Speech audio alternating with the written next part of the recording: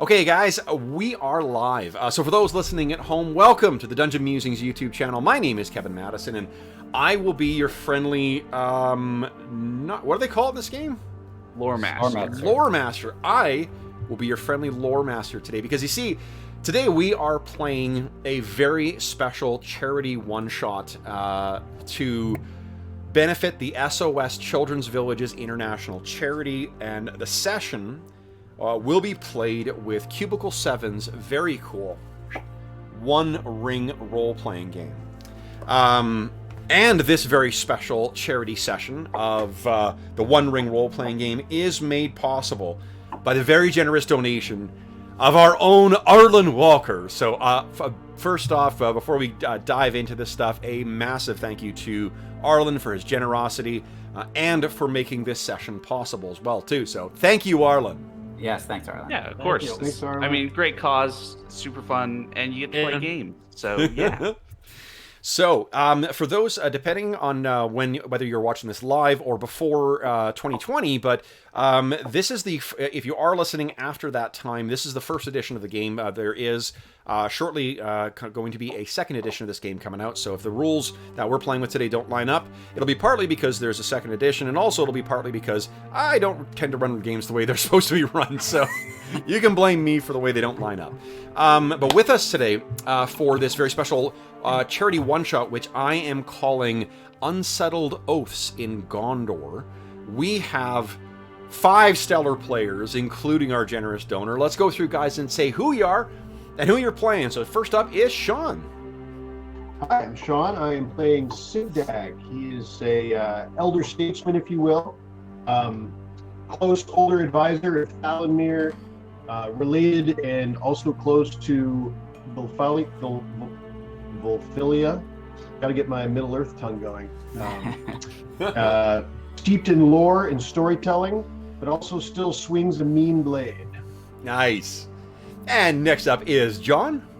Hey everyone, I am John. I'm playing Belfalia, a young Northerman who's the eldest son of the Northmen, whose family came to court with King Valacar about 6 generations ago. I'm a second cousin or something to Sigdad, and I actually look up to Vinyarion and Thalanmere, and I've only just met Morwen, so I tend to be reckless in battle, and don't take anybody's crap, so we'll see how that goes. Because I'm from a lesser stock of men, apparently. Nice. And next up is Colin, a.k.a. Spike Pit. Oh, Colin, can you hear us? Oh, sorry, Colin. I think you were breaking up there a bit. Nope. Ooh.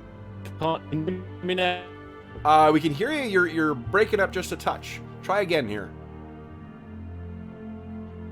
Oh, there we go. Yeah. Sounds good. Go ahead. Sorry. Okay. I will be playing more in the young family of common warrior, and is he breaking up for you guys too? Yeah, he's very robot for me. No. Yeah, sorry, Colin. Your your connection was breaking up a fair bit there.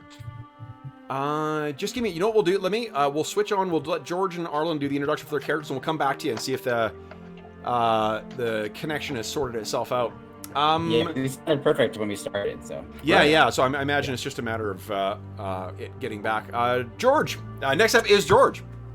I'm George. I'm playing Thalanmere, which is Quenya for Donald's Jewel. He is Dunedain. He's the grandson of the Crown Prince. He's a sea master. He's traveled all the way as far as Umbar. And he's known to be keen and stern. But he picked up some amount of shadow lore along the way. So he is capable with the sword, but he's tends to be quiet and smart. Guys, are you getting? Hold on, George. Sorry, are you getting? Yours is also. I don't know what's going on here, but yours is a little. Oh, weird. Am I breaking up for you guys? No. No. Okay. Let's just give it a second. Neither was anybody who already spoke. Jonathan and Sean were perfect. George, you're clear now for me. Yeah, you're clear now. Colin, just cleared up. Go ahead and say something. Can you hear me? Yes, now you're sound perfectly. perfect. So Nice. All right. Well, here, why don't we? Sorry, I didn't catch about a third of what you said, George. While Collins is working, Colin, do a quick intro for yourself and for Morwen. Okay, so I'm playing Morwen. He's a capable warrior and healer trained in Osgiliath.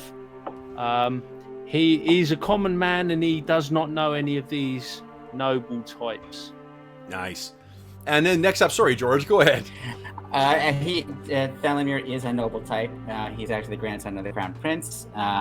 His name actually is Quenya for Dauntless Jewel. He's a sea master, and he's keen-eyed and stern, but he is skilled with a sword. And he tends to be quiet, but he's smart. Unfortunately, he's burdened with the dangerous knowledge of the Shadow Lore. But he is a great friend of Vinyarian, who he's related to. And Sigdag is sort of like a father to him, having grown up with his own with Thalamir's own father. And last but not least is Arlen. Hi, I'm Arlen. I'm playing Vinyarian, so Vinyarian is a natural leader. He has that sort of lordly air about him that leaders in Tolkien do. He's also a great storyteller and has bit of a sort of wrathful side to him as well. He's cousin of Thalamir, and I think he's probably our kind of the leader character of our little band. As far as succession goes, so we're going to talk. Yes, he's cousin of Thalamir, but he is outside of the direct line of succession. Correct. Thalamir is the son of Ornindil, who is himself the son of the Crown Prince, Vinitharia, the son of King Valacar. Now, those listening at home may have picked up a couple of unusual things about this particular intro. For one, there's a reference to Osgiliath, and Osgiliath at the time of the War of the Rings is effectively a ruin. In addition, you may have heard the word Rovanian being passed around as well too, which is it is a region but not an actual kingdom in the time of the War of the Ring. And you may have picked up a strange name for the king, not a steward, a king of Gondor, and that's because this session takes place in the 1431st year of the Third Age, slightly more than 1,500 years before the War of the Ring. So what I wanted to do, guys, is very quickly, we talked about this before we went live, and rather than doing a bunch of, I was originally planning to do, as I said, a kind of Galadriel style sort of, this is the state of things. But I thought, well, for one thing, I ran out of time, and also I can't do a woman's voice to save my life. So, and I didn't want to inflict yet another British accent on Colin. So, what I want to do is just touch on some of the most important things that I think you need to know to understand where we are right now. So, first off, what you need to understand is that roughly 1,600 years ago, the greatest kingdom of men that ever was and ever will be collapsed, and it fell. And that, of course, is Numenor. Numenor was the height of man's achievement, and unfortunately, that shining kingdom, by the time of the last king of Numenor, Ar-Pharazôn, it had fallen into darkness. Both, not literally, but very much so figuratively. The enemy of man, the enemy of the free peoples, was able to walk free amongst the people. And as he walked, darkness in the hearts of men grew. The intro from Galadriel talks about how the hearts of men lust for power, and I don't think that's quite true. I think the hearts of men are just driven by passion. And that passion can be a positive thing, like love, and it can be a negative thing, like envy. And unfortunately, the complex heart of men, or hearts of men, drove that kingdom more so by the latter than the former. What in those latter days, with the whispering of the shadow in his ear, Ar-Pharazôn decided to defy the Valar. And he and his men, who called themselves the King's Men, sailed west towards the Undying Lands, though they had been forbidden to do so. Only a small group of men under the then, I suppose, Prince Elendil did not, they kept the faith, they kept the pact with the Valar, and they chose not to sail west and sailed east instead. And when Ar-Pharazôn reached his destination, they were crushed, and Númenor was cast into the sea. But the faithful survived. And in the years after the fall, which was set out in the Akalabeth, the heirs of Elendil and the followers of Elendil founded the kingdoms of Gondor and Arnor. And the kingdoms of Gondor and Arnor were always two realms, but united under a high king who was Elendil. And so it was for around 100 years. That was until the enemy returned and waged war on all the free peoples.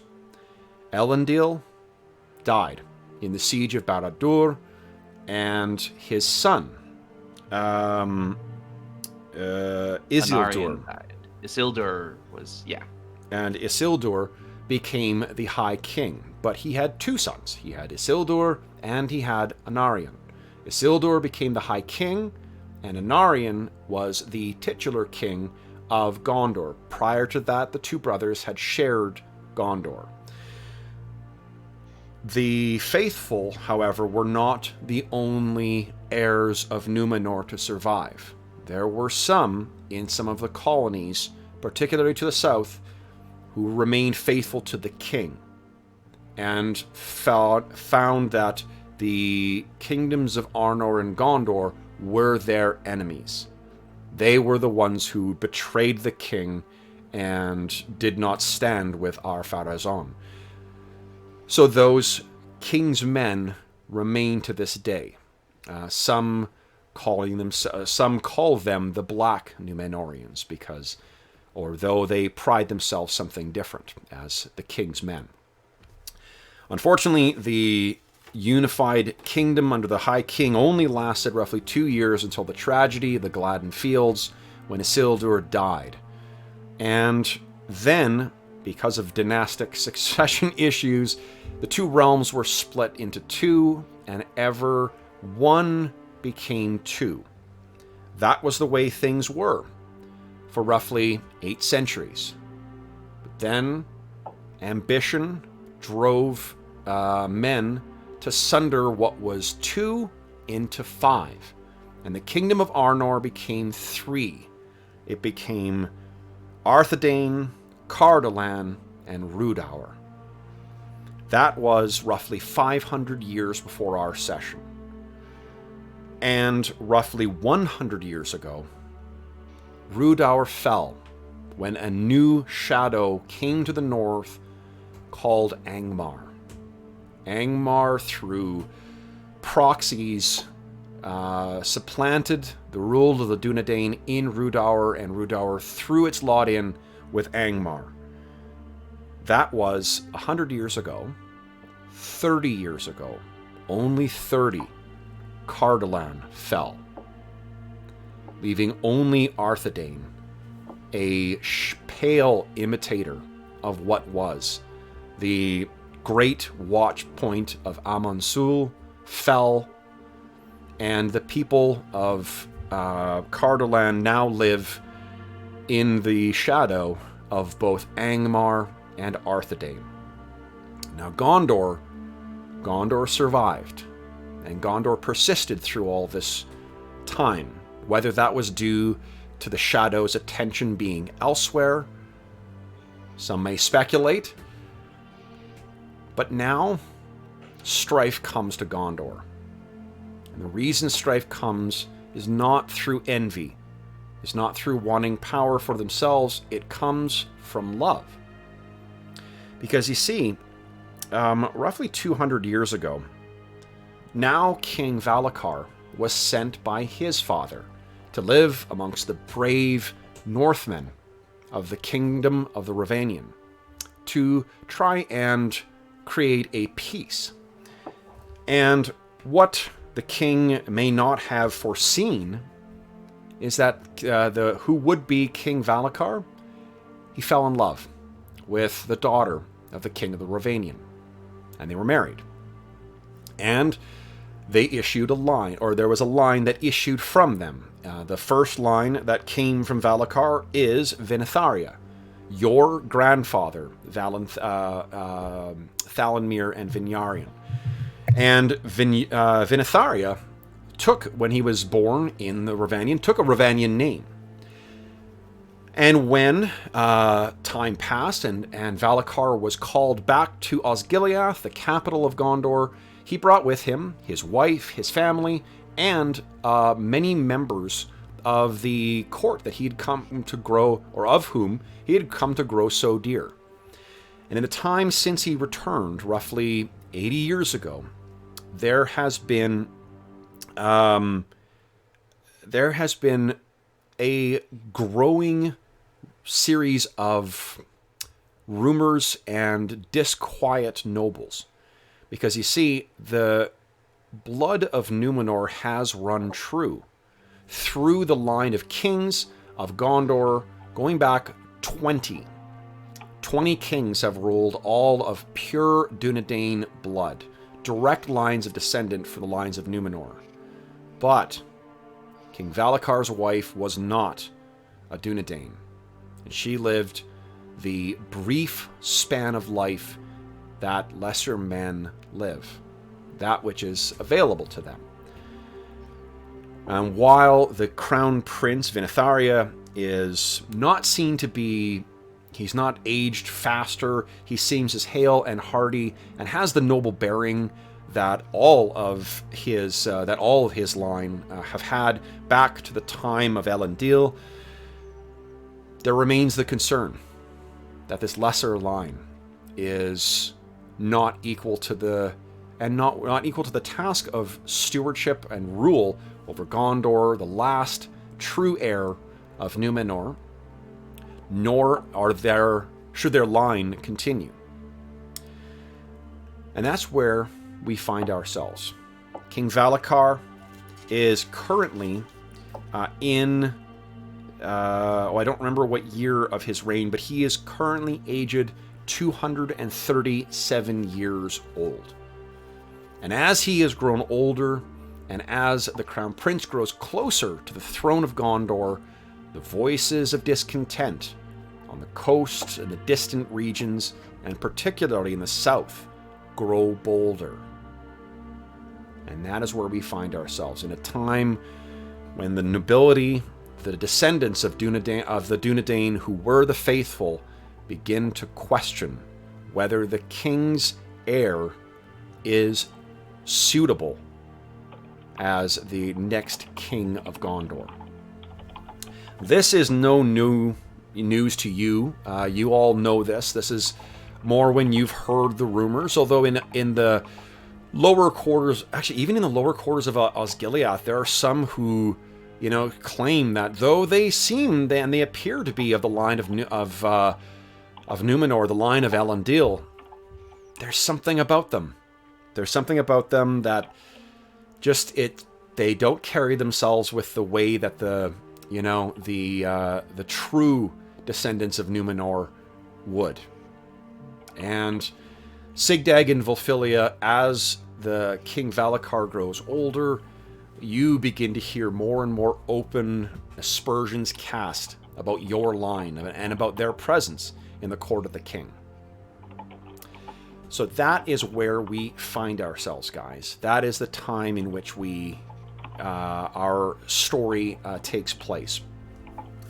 Now, Vinyarian and Thalanmir, it has probably been some time since you guys have seen each other. Thalanmir, you, of course, let's take a look very quickly here at the map of Middle-earth here. Boom. We are, guys. So there is the map of Middle-earth. Now, Unfortunately, it doesn't go very far south. But what you know, Thalanmir, is that you've traveled far up the northern coastline, even as far as the icy waters in or off the coast of the Gulf of Lune, and far south, where the ports are filled with swarthy men of Harad. You have traveled the length and breadth of the coastline of the Bay of Belfalas, and Sigdag, you have, of course, traveled with him as well. Morwen, you've not sure you've seen the outside of the walls of Osgiliath. You have been very much a sheltered young man up until the start of our adventure in Vinyarian. I think you have likely seen limited warfare, perhaps against the some of the orcs that still tenaciously cling to the mountains around the Tower of Cirith Ungol, and perhaps north, near the southern borders of the Kingdom of Rovanian, where their power or their influence has waned to the point that Easterlings, who worship strange gods and speak strange tongues, have begun to again encroach in that region and have proven themselves quite belligerent. But now we find Thalanmir and Vinyarian and Sigdag and Volfilia all summoned to the court of the king, to the court of King Valacar. Now, I think though your line extends back, Thalanmir and Vinyarian, to your great grandfather, you could probably count on your hands the times you've ever had a personal appearance or personal attendance with him. Your family is and this has obviously been a busy time. If you guys have any questions about what's going on and where we are, let me bring you first. You can ask it.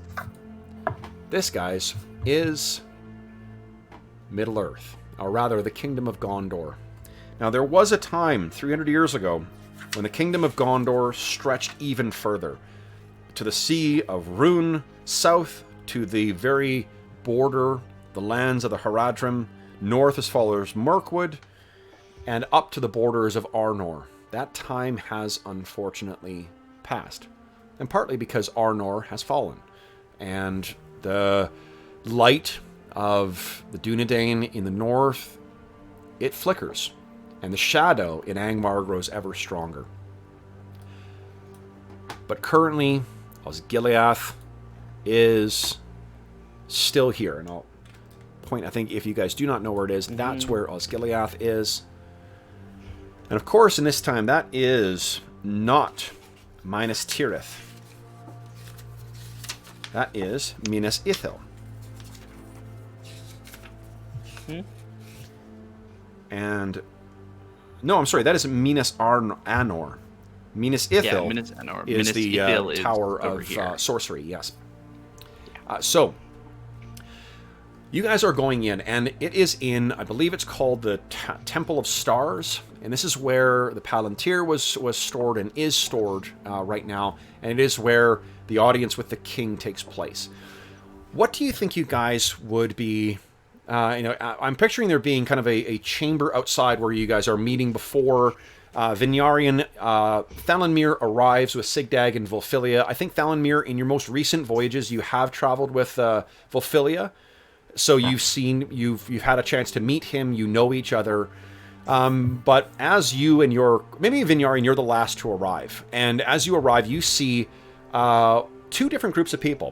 One is Thalanmir with these two clearly Rovanian men, one with, a shock of blonde hair, and then another with gray hair, who seems a great big bear of a man as well. Volfilia is no slouch either.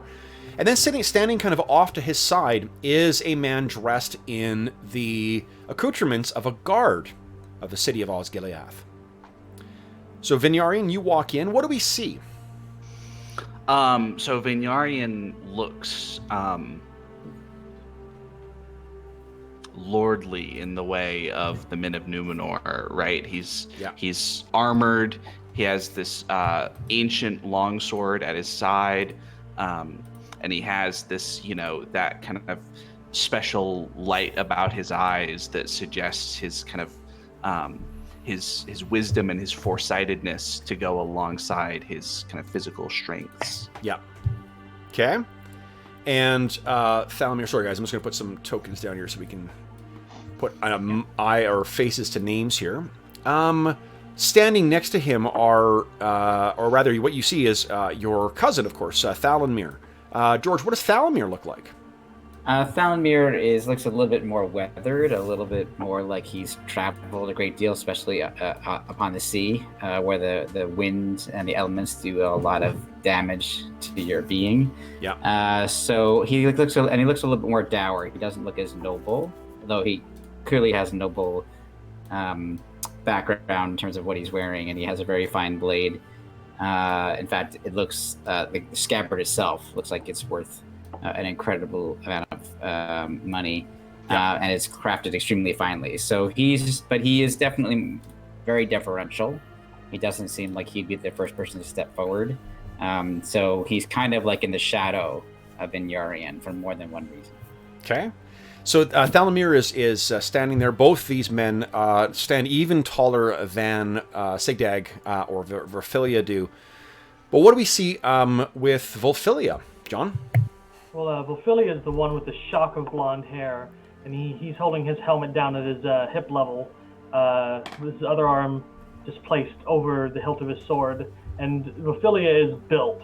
I mean, he's maybe of the stock of lesser men, but he could challenge anyone in the room as far as physical strength goes, but his eyes don't shine as brightly. Yeah.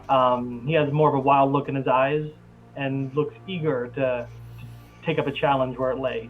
Definitely. And to be clear, too, when I say lesser men, that is only in counting the span of life. The heart and the fire that burns within them of the lesser men blazes as brightly as it does for the Dunedain. They are also sold. Their passions probably run even hotter than those tempered of the Dunedain. What about Sigdag? Sigdag is well dressed, and yet in the way of a wanderer, but of one that knows how to answer the call of the king. His long gray hair is braided. He brings with him the advantage of perspective, of age. Stays close at the elbow of Thalamir. Realizes his place and his and what he brings, and what is needed from him. And he suspects that large wheels are turning, and he looks forward to playing a part. Okay. And Morwen is standing on his own. Morwen, you don't know what really is going on. You were told that you were to report, like the day before, you were told to report to the Temple of Stars. And when you arrived here, you found this strange group of... And I guess one thing I'll mention as well, too, to help situate what these Ravanian characters look like. The people of the Ravanian are what become the people of Rohan. They get the gift, they're driven out of their lands, they go far north to hide, and then they are, because they help the Dunedain against the Wayne Riders, they are gifted with the land that becomes the Rittermark.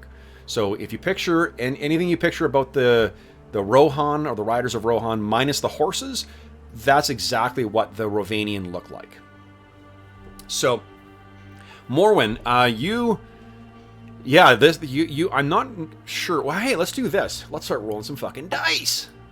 Now, unless you want to use one of your traits, Morwen, why don't you give me a lore check, please? And we'll set the target number at 14.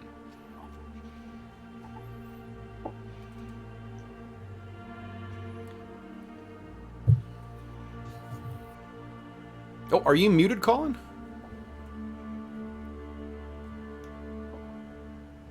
Oh. Your camera's not... Something's breaking it. Yeah. I can see the lips moving. You look good. Let's see. Did you mute the Google? No, you're not muted in Google, or the Hangout at least. Did you click something on your headphones, maybe, or? Yeah, sorry, I did mute him. Is that a problem?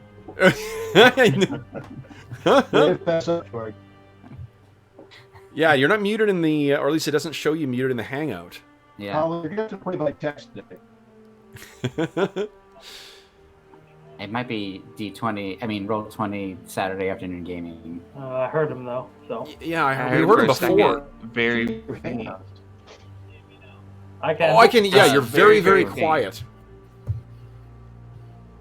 He's loud and clear to me. I think the levels in your mic may have suddenly gone wonky.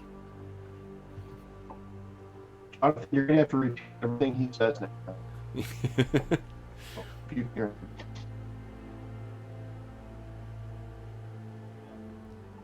Oh, I can't hear you. I hear him. Do you? Yeah, I don't. Yeah, loud and clear on my end. It's weird. Can you? Oh, I'm getting robots on everybody else now. Yeah, me too. Yeah, I don't know what's going on with the call today. It's I'm just gonna reconnect just in case that helps. sure. Yeah, maybe let's try reconnecting. So for those listening at home, my apologies for the technical issues. This is the joys of playing on a popular time, I suppose. Yeah, I played on my no problem. Yeah, no, I'm getting some weird digitization of your or whatever, some breakup of your voice too. Let's see here, Colin, can you hear us? Yeah. Yeah, and you're back. Hey. Perfect. Fine, Crystal yeah. clear. So, what was what I need from Morwen is a lore check, unless you have a trait that you think you could apply. Well, what exactly am I trying to do? See if you I mean, I'm recognize just- Thalanmir and Vinyarian. Oh, okay. So lore. Yeah, I'm okay at that. Okay. So it's a difficulty of 14, please. Yep, target number 14. Okay. Okay. So what you see is it's noblemen, one of which who looks like he came, he walks with a lordly bearing, as if he, by his look could command people, and the other seems more restrained, though still clearly calling or commanding the attention of those that follow, as these two, big Rovanian men seem to be. Would Morwen have interacted with these guys whatsoever, or would Thalamir or Volfilia or Sigdag have interacted? Otherwise, you're in the audience chamber, just waiting to be summoned. Apparently not. No, I'm only of common stock, and the machinations of the nobles are not too much my concern. Okay. Respectfully distant. I've been tasked with accompanying these fellows on some sort of journey. Okay. Thalamir, Volfilia, or Sigdag, do any of you guys talk to the guard before you guys go in, or are you just waiting to see what happens? I think Sig would.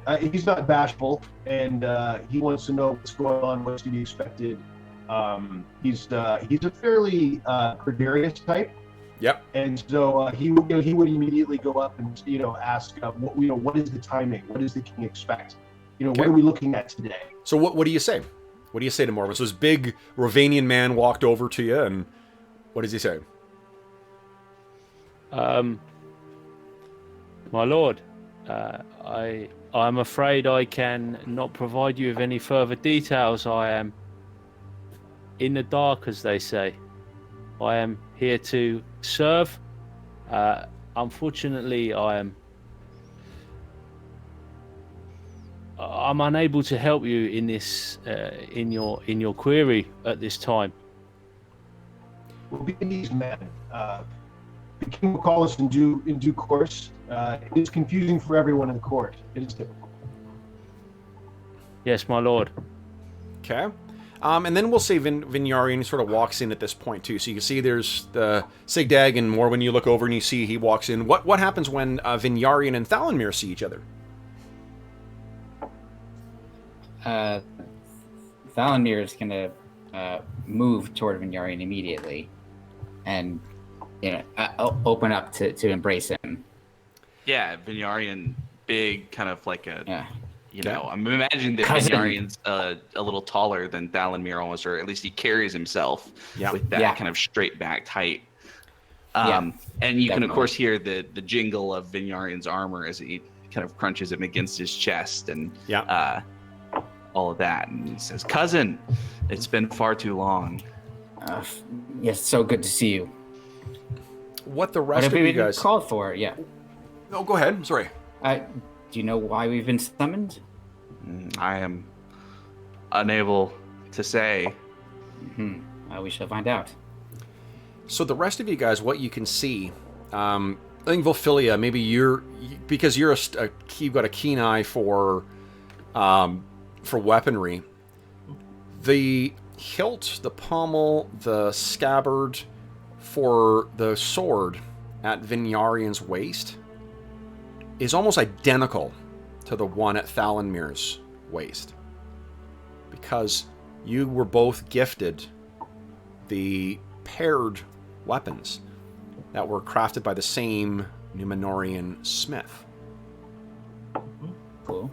And I think that they each have names as well. Yes, mine's called Del Yanda. Mine's Estel Yanda. And what does that translate to from Sindarian? So Yanda is blade and Estel is hope. So mine is the blade of hope. Mine, I'm guessing, is the blade of terror. Okay, so you guys don't have much longer to sort of talk amongst each other when the door opens and the one of the courtiers or whatever sort of shows you in. It opens the big door, gestures, and you guys make your way in. As you make your way in, you can see the court is still...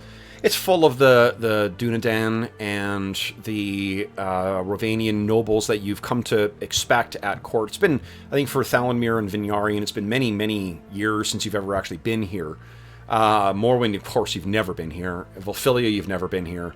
At least not in the royal court. And Sigdag, maybe once before, but you guys are led down this long walkway towards this grand, grand throne on which sits the king. And the king, I mentioned, is aged 237 years, and he looks as if he's lived every single one. He is old. He's stooped over. His robes hang on him like hanging on a wooden rack or a structure of some kind. You would be shocked to learn if there was anything other than skeleton beneath those robes. And it may even be difficult to tell whether he is paying attention. Both his eyes are so roomied over with white and cataract. And he turns his head to the side, you can see. His hair is all white. But standing next to him is the Crown Prince. Vinitharia is currently in his prime of life, his middle age as a Dunedain, in roughly 177 years old.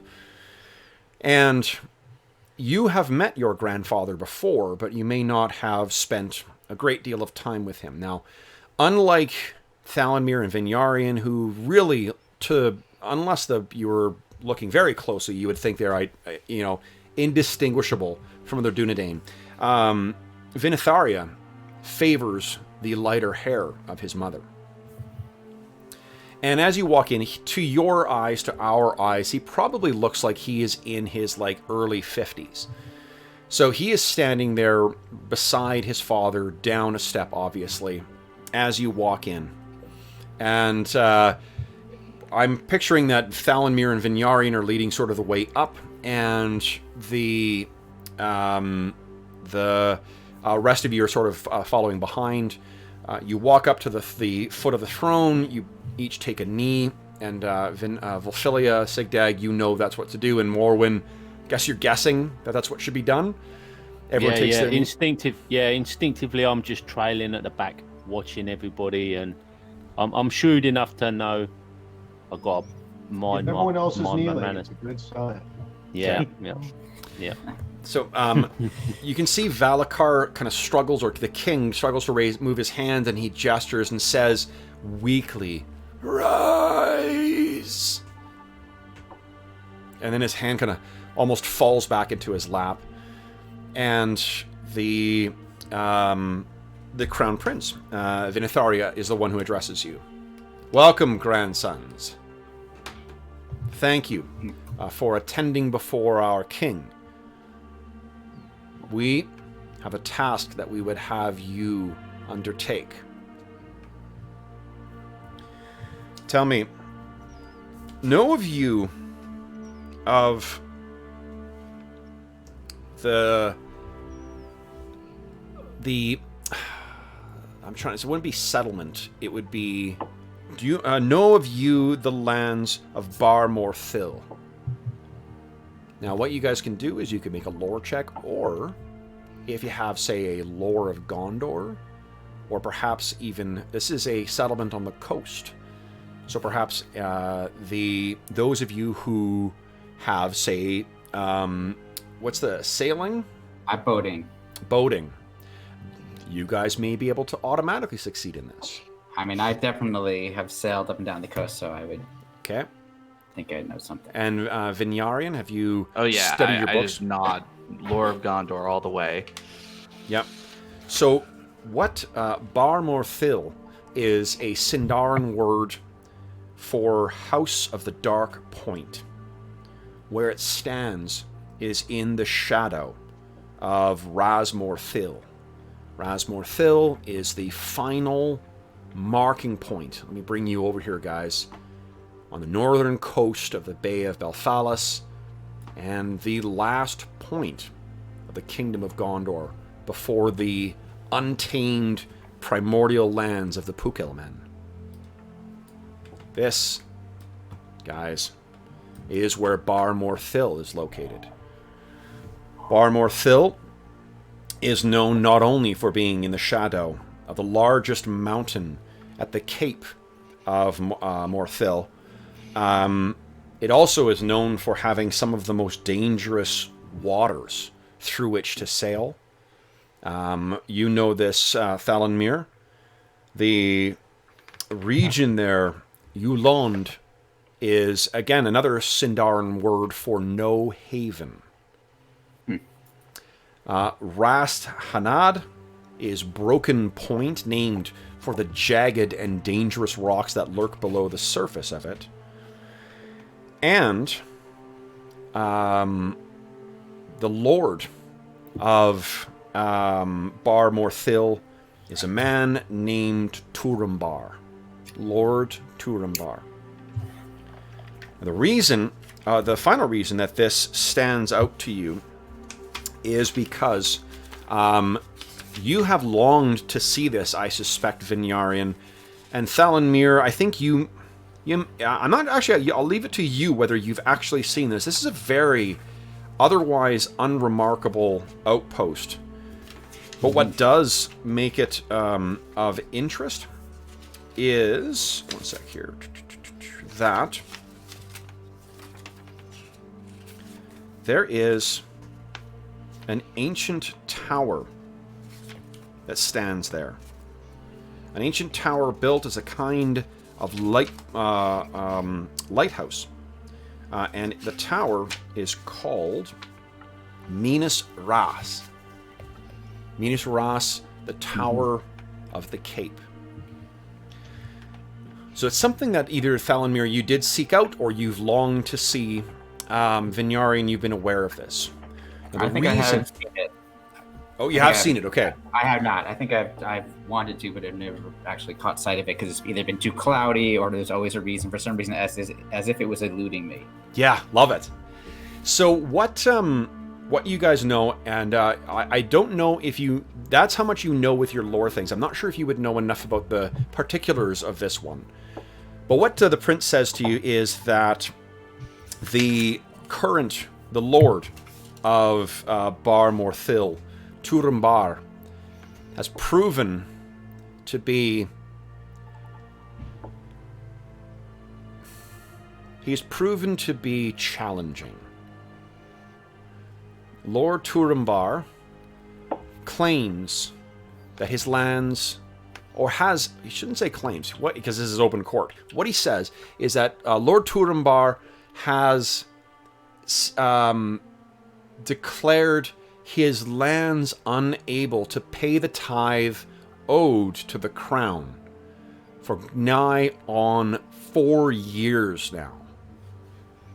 Alleging that there is, not alleging, that's too charged, indicating that there is a plague that has befallen his lands, making them nigh unproductive. And as a result, he states his lands are in a state of poverty. Now, you guys, who has more than 2 points in riddle?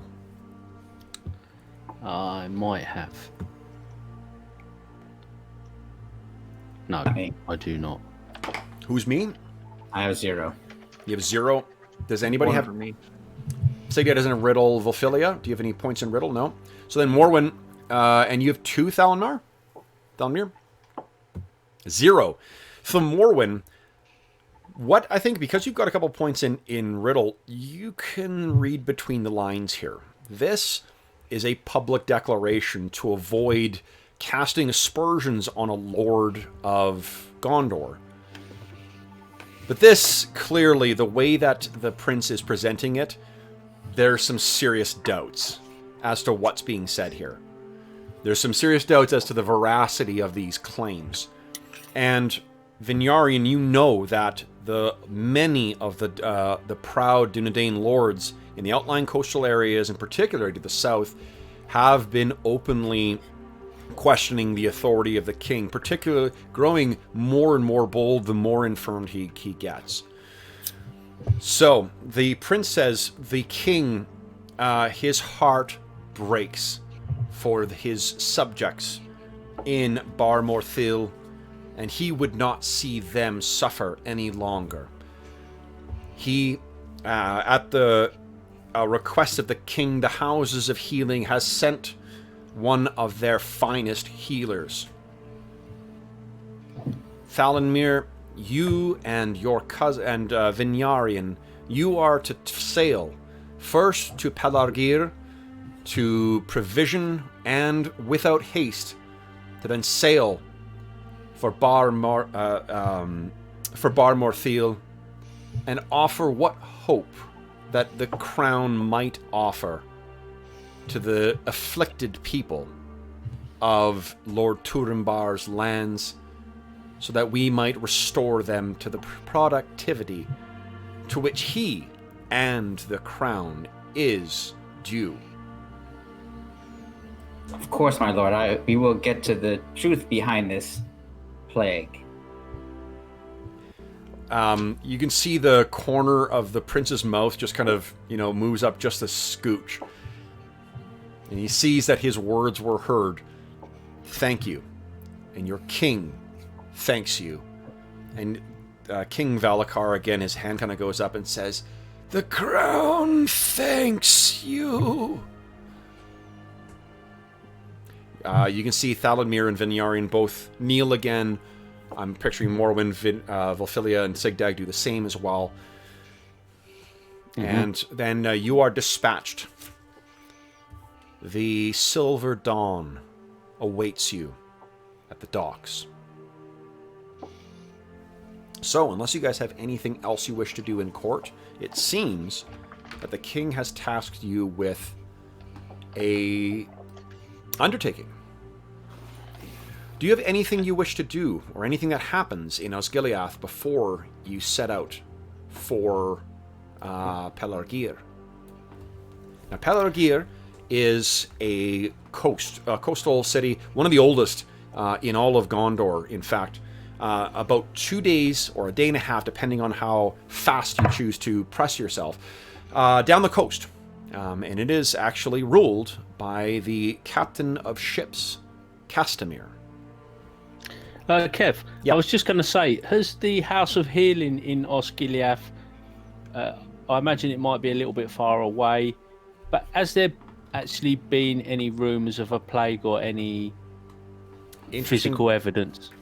Interesting question. Why don't you give me a lore check, please? And that would be, unless you've got a trait that would give you. Well, you think? I've actually got like the healing skill. So if it's what would be is either your specialty or your something feature. Do you have a trait like that would give you? I've got herb lore, storytelling, and rhymes of lore under specialities. I think here's what you know is in your apprenticeship at the Houses of Healing.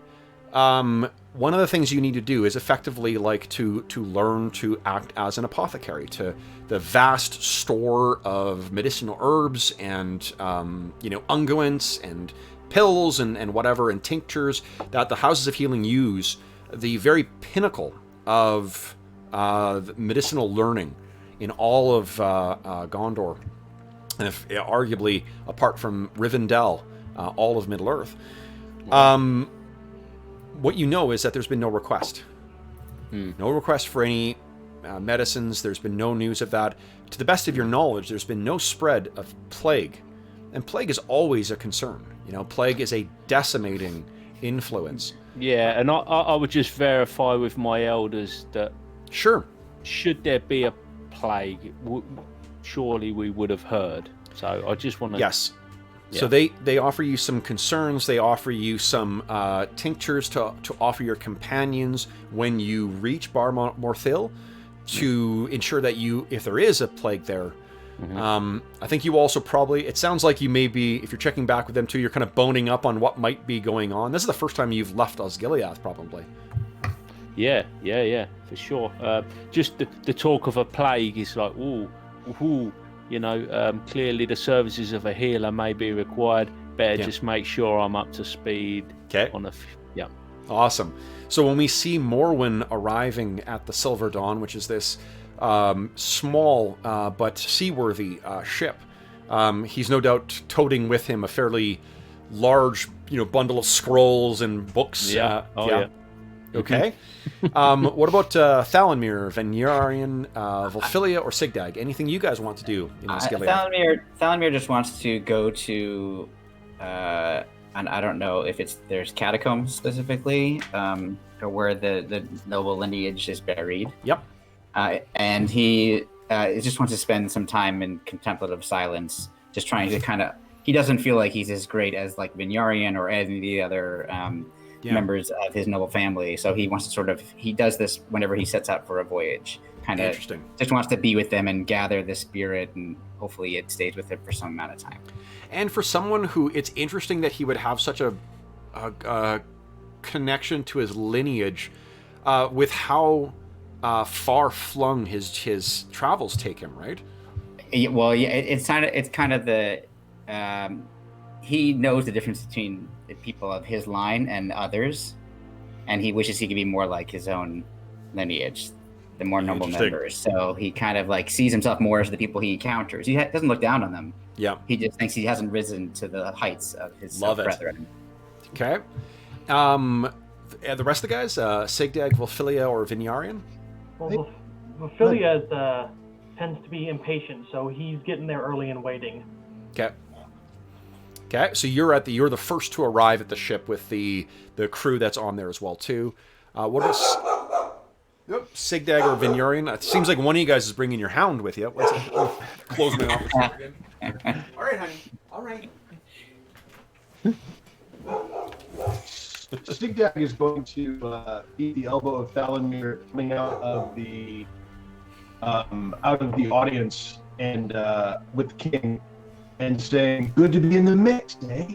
And looking very kind of invigorated by a journey to be. This is promise of a mission being given and ready to serve and to see new lands or re-see the ones he's already seen and going with what he's already been with.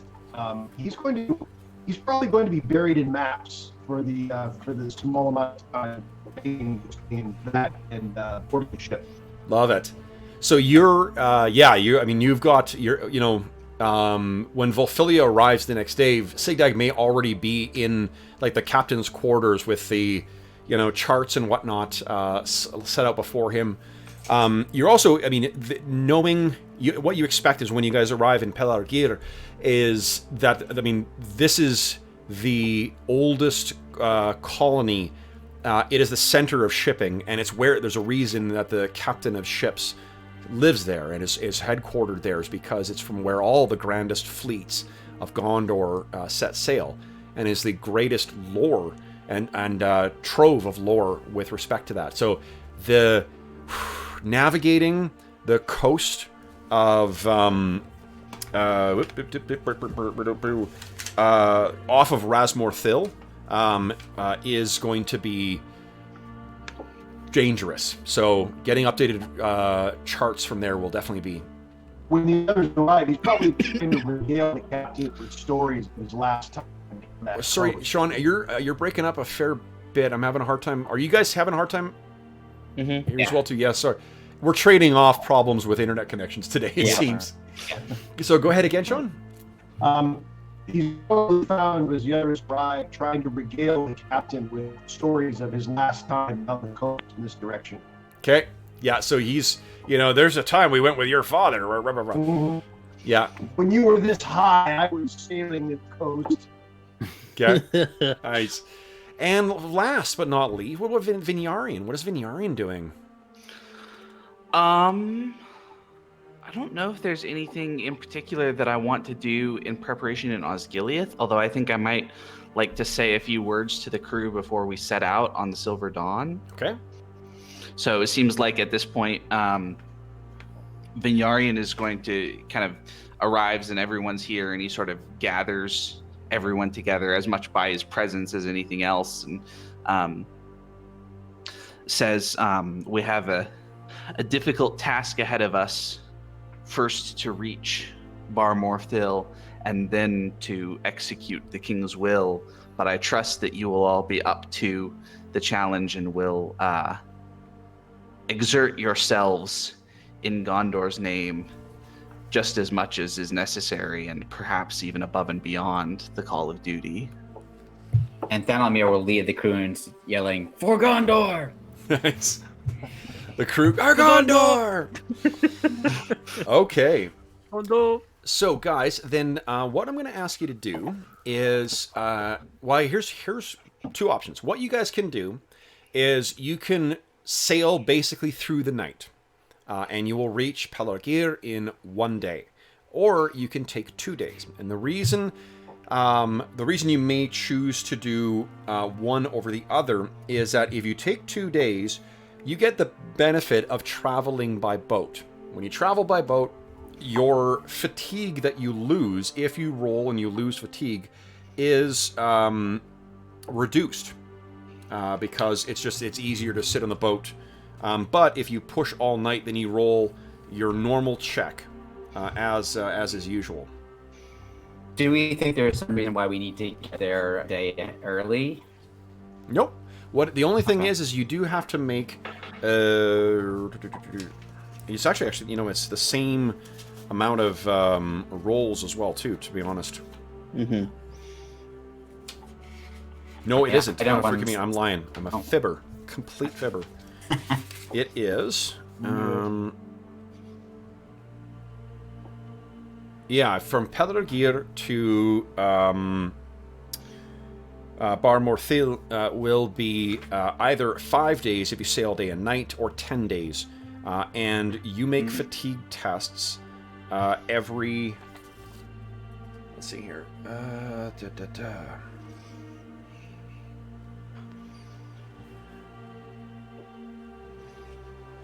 Every day? No. What it is, it will double the amount because of the amount of time. You're just having twice as many. It'll be 2 fatigue tests traveling from Pelargir to Bar Morthil, and it will be so it's 2 if you're doing all all night. It'll be 4 if you're doing 10. But you'll have advantage on them effectively. Okay. Well, Okay. and it seems like What do it's you also. think, So I think it would be better to sail during the daylight, partly because we know that there's treacherous waters around Bar Morthil itself. Makes Almost sense as if to- the DM's trying to shipwreck you. What the fuck? I know, Lore master. and that never happens in Kev's games. No, exactly. We're gonna end up in And 2 we'll bags. spend a year walking through the wilderness. I will be in my cold, cold grave before someone successfully completes a ship's trip in my campaigns. Okay, so then it'll be believe only 1 day down. So guys, would everyone, it'll be 2 days travel, day and a half to Pelargir. Would you kindly all make travel checks for me? Now, guys, let's go back to the main screen here. Now, you'll see that stealing an idea from how cool Arlen had his set up, I've set up the our map exactly the same, where you've got combat stuff on one side and you got travel stuff on the other. Now, you may ask yourself, well, hold on, Kev, who's the hunter in a boat and who's the scout in a boat? Good question. In sea voyages, they basically just change the name of them. They otherwise fill the exact same role. It's just that we call you something different. The way I have placed your tokens next to them, guys, actually, you guys were optimized the way that you were. You do have a really badass travel, Thalanmir, but you're also, it's a matter of your colleagues not being as good. So Vinyarian and Volfilia, you guys are sort of, your best option is to be the guide. The huntsman, it's Morwen who's likely the best to be that. Sigdag, the scout, is likely to be best to be that. And Thalanmir, because of how shitty everyone else is at traveling, you seem to be the best at awareness. And for those listening at home, why this... Oh, go ahead. Are you sure? Because I only have 1 travel, but I have 3 awareness. I may have moved them around. Hold on. So what is everyone's... Let's see what everyone's travel... Mine's 3. And it's favored. Mine is 3 and favored as well. In travel? Yep. Okay. Yep, 2 favored. 2 favored, okay. 1 and what rubbish. what is everyone's explore? 1. 2 favored. Okay. Also 1. Also, okay, so I can- 2. I can shout encouragement from the That's where sidelines, though. Volfilia could be the guide, then, and Sigdag the scout. What is everyone's awareness? 3. Okay. Also have a 1. Same here. And then what is everyone's hunting? Mine is 0. 1. Oh, 2. There you go. So that's He why was a everyone... hunter. So Vinyarian is sort of a switch hitter, and everyone else is sort of where they should be. So if Vinyarian, if you wish to take over from anyone... Well, we can have... So, guide, we can only have 1, but we can have multiple on any of the other roles, right? That's I am horrible that's at what I anything remember. but travel, so. Okay. Okay. I'm gonna hang out with my cousin and look out men. Okay. So you guys will be on the prow of the ship, keeping it out, and Morwen, by I default... feel I should be telling rousing stories about the voyages of times gone by and Okay. how we come from a great tradition of seafaring folk, and don't worry about that big wave, it'll be fine. What could go wrong? We can shout stories to each other more. Okay, 2 Gondorians walked into a bar. guys, so you reduce the amount of fatigue that you take from a failed test by 1 because of sailing on a boat and not burning, the burning on through the night. So would everyone kindly give me a travel check at TN 14, please? That's not so good. Nope. Somebody rolled a Gandalf, though. Morwen. All right. So how do we do here? Sorry, I was getting my page up here, guys. Marvin rocked it. Okay. Ophelia did well too. Yeah, I got a thingy. I got a. All right, so what do we got here? Gandalf rune. Nice. Okay, so we got, let's hear, Ophelia, no problem. Segdag. Segdag, man, you, First time out of the city, he probably got seasick. Oh, man, and Vinyarian. What I do not have a lot of travel. No. Okay, so I have then a ton. I just... Falenmir and... Oh, goodness, you guys. All right, so... But no eyes, so that's no eyes, good. so that's good. But what you guys can do, if you do have a big bucket of hope, do you have a heart rating that is enough to get to a 14? I do, so I definitely will spend a point of hope. Okay. Morwen succeeded. And Vinyarian, do you have a heart enough to... I think I do, but I think I might save my hope. Okay. For right so let's now. Okay, so it's only going to be 1 fatigue that you suffer Yeah. as a result of that. Ophelia, nada. And Sigdag, how about you? Do you have... what you can do is spend a point of hope to add your regular heart rating to that, unless travel is underlined. It is. I mean, even the basic heart would be enough. Okay. Arlen, what is your counsel since you're holding back? Do you think I should hold back? So the way it works is that you have a limited amount of hope and you can add those to rolls. Right. My thought is that since it's only worth 1 fatigue, it's not a big deal to fail one of these travel rolls, and you might save it for a roll that ends up being more important if instead of spending it now. Yeah. And I think that also, I was also thinking that it might be weighing heavily on Vinyarian, his meeting with the king and kind of his sense of the potential decline of his kingdom, the way that things are not quite as right. Yeah. He sort of valorizes the king, and to see him looking like that might weigh heavily on him and be the way that we're rationalizing him taking fatigue on this boat. And I agree with Arlen. The only reason I spent it is because I felt like Falenmir can't. This is his main job on this quest. Yeah. And so he's got to keep it going and get everybody there. So then, what do you think, Sean? I'll hold off. I think probably Sigdag. He comes out strong, like he's half his age, which he's not.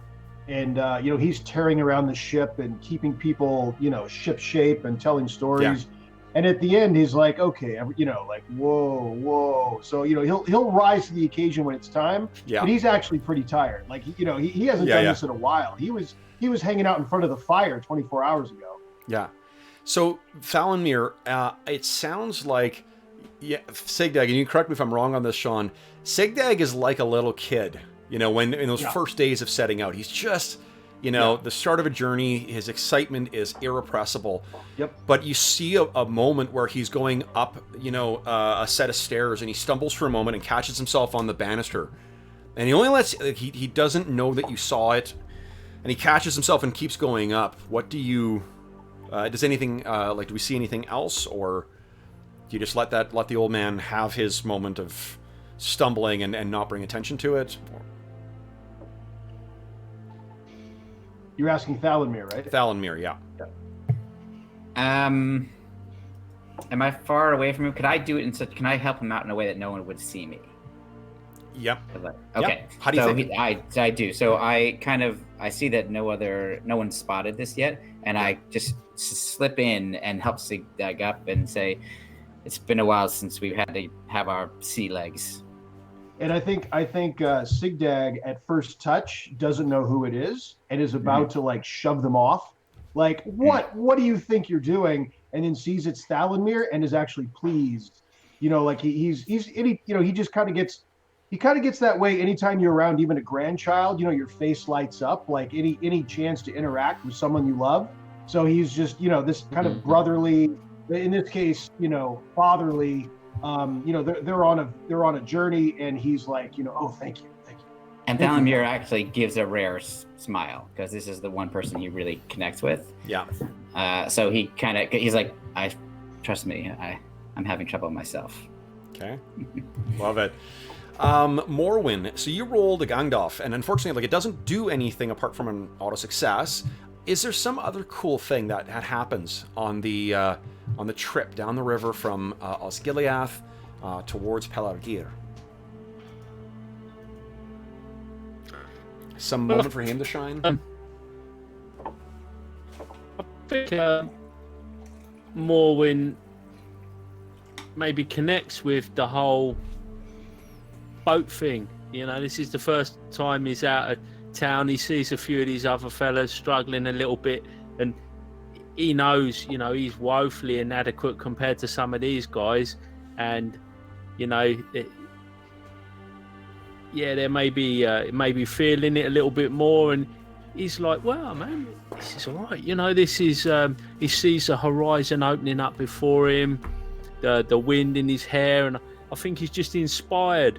A rush of enthusiasm and youthful vigor rises up in him, and he's inspired by the whole business. So as you are as you're on the deck too, we'll give you a little scene arriving at Pelargir, and as you're on the prow of the ship, you hear this calling, you hear this sound, and you look over, and what you see is a small flock of swans. They're flying along the side, keeping pace with the ship. And it's kind of going along almost as if the swans were welcoming you to your forced port of call. Cool. And as you guys come in to Pelargir, let's take a look at what it looks like. So guys, here is sort of what the view from the ground is. A grand series of docks. But what is more impressive is when you see Pelargir from the sky. Cool. It's unlike, I think, Osgiliath is, of course, amazing. It is the jewel and the capital of Gondor. But Morwin, what are you thinking as you're seeing this, the grandest port of the current realm? I think Morwin is just he's heard the tales, he's heard stories and all the lore that surrounds it, but in the back of his mind he's always thought, that's a little bit of artistic license and everything, but to actually see it is I can't believe it. I can't believe it's actually more than the tales, and to see it in reality, the words just don't do it justice. Mm-hmm. And I think he's super humbled by it all. He looks around at the other faces surrounding him, just to see whether it's just him or is anybody else impressed. It's almost as if it's a dream. And can it really be happening to him? Common folk, he's from common stock, he's studied, and he's always been a bit of an oddball. Never thought perhaps it'd go much further than outside of the county, or his local area, and here he is sailing with lords and on this grand ship into this unbelievable port or harbour. He's just like speechless, stood there, mouth agape, more or less. Okay. What about Volfilia? Well, Volfilia is all about, movement, action, and doing something. And the moment he stepped on the boat, he's been just non-stop energy, but contained in a certain degree. So when they get to port, he kind of like hops off the where the helm is and lands with a thud. His hair blowing in the wind. He just takes a deep breath. He's like, "We have made it. Almost there. One more step." And he's just like drinking it all in the sunlight. Now, what Sigdag, of course, knows, but Thalanmir and Vinyari and Morwen do not, is that Volfilia's finding himself here on a road of misery and loss. Volfilia, having spent time in the kingdom of the Rovanian, was called back, and unfortunately, before his family, or on the way while his family was coming to join him, they were slaughtered by Easterlings. And Sigdag, as the kindly uncle, has tried to give him purpose again. And am I correct, John, in thinking that Volfilia seems to try and, that's part of his restlessness, is like when he has a job to do or a task, that's where his head is, and that way his head is not elsewhere. That is exactly right. So he seeks to distract himself by being reckless, and, he's got a drive to do something rather than doing nothing. Yeah. Okay. So, and Thalanmir, I imagine this has been one of many times that you have come to Pelargir. So yes, it is, but it's never. He never takes it for granted. So he kind of soaks in every moment and looks at the grandeur of his people. And the insane variety of ships. Osgiliath has an active and busy port, being the capital. But those of you who have not traveled far, the strange ships of the Harad, the ships from far north, big, thick hulls designed to brave the ice-filled waters on the northern coasts. Every other conceivable nation seems to be here. But what's a distinct lack? And Sigdag, this is no news to you. Very few who look like men of the Rovanian. So you are definitely an outlier here, Volfilia. And if you've never been here before, that may seem, fortunately it is a cosmopolitan port, so there's not really, there's nothing to, what do you call it? Like, they're not going to act strange in response to you, but... So you have to reprovision here, and the reason you were sent here to reprovision is because Pelargir is a port city. Osgiliath is not really designed for that. You could do it faster and cheaper here, where they have those things and they're used to provisioning long expeditions. And in particular for one that's going to sail the length of the Bay of Belfalas. Unless there's something in particular that you guys want to seek out, like, say, Sigdag and his charts, we'll sort of pick up with you guys getting back to the ship. Is there anything you guys would want to do in Pelargir? No, I think Sorry, go ahead, Sean. I was going to say, I think, Sigdag can be heard exclaiming to anyone nearby as they pull in that, with the amount I've been here, I should have kept a second homestead here with a big smile.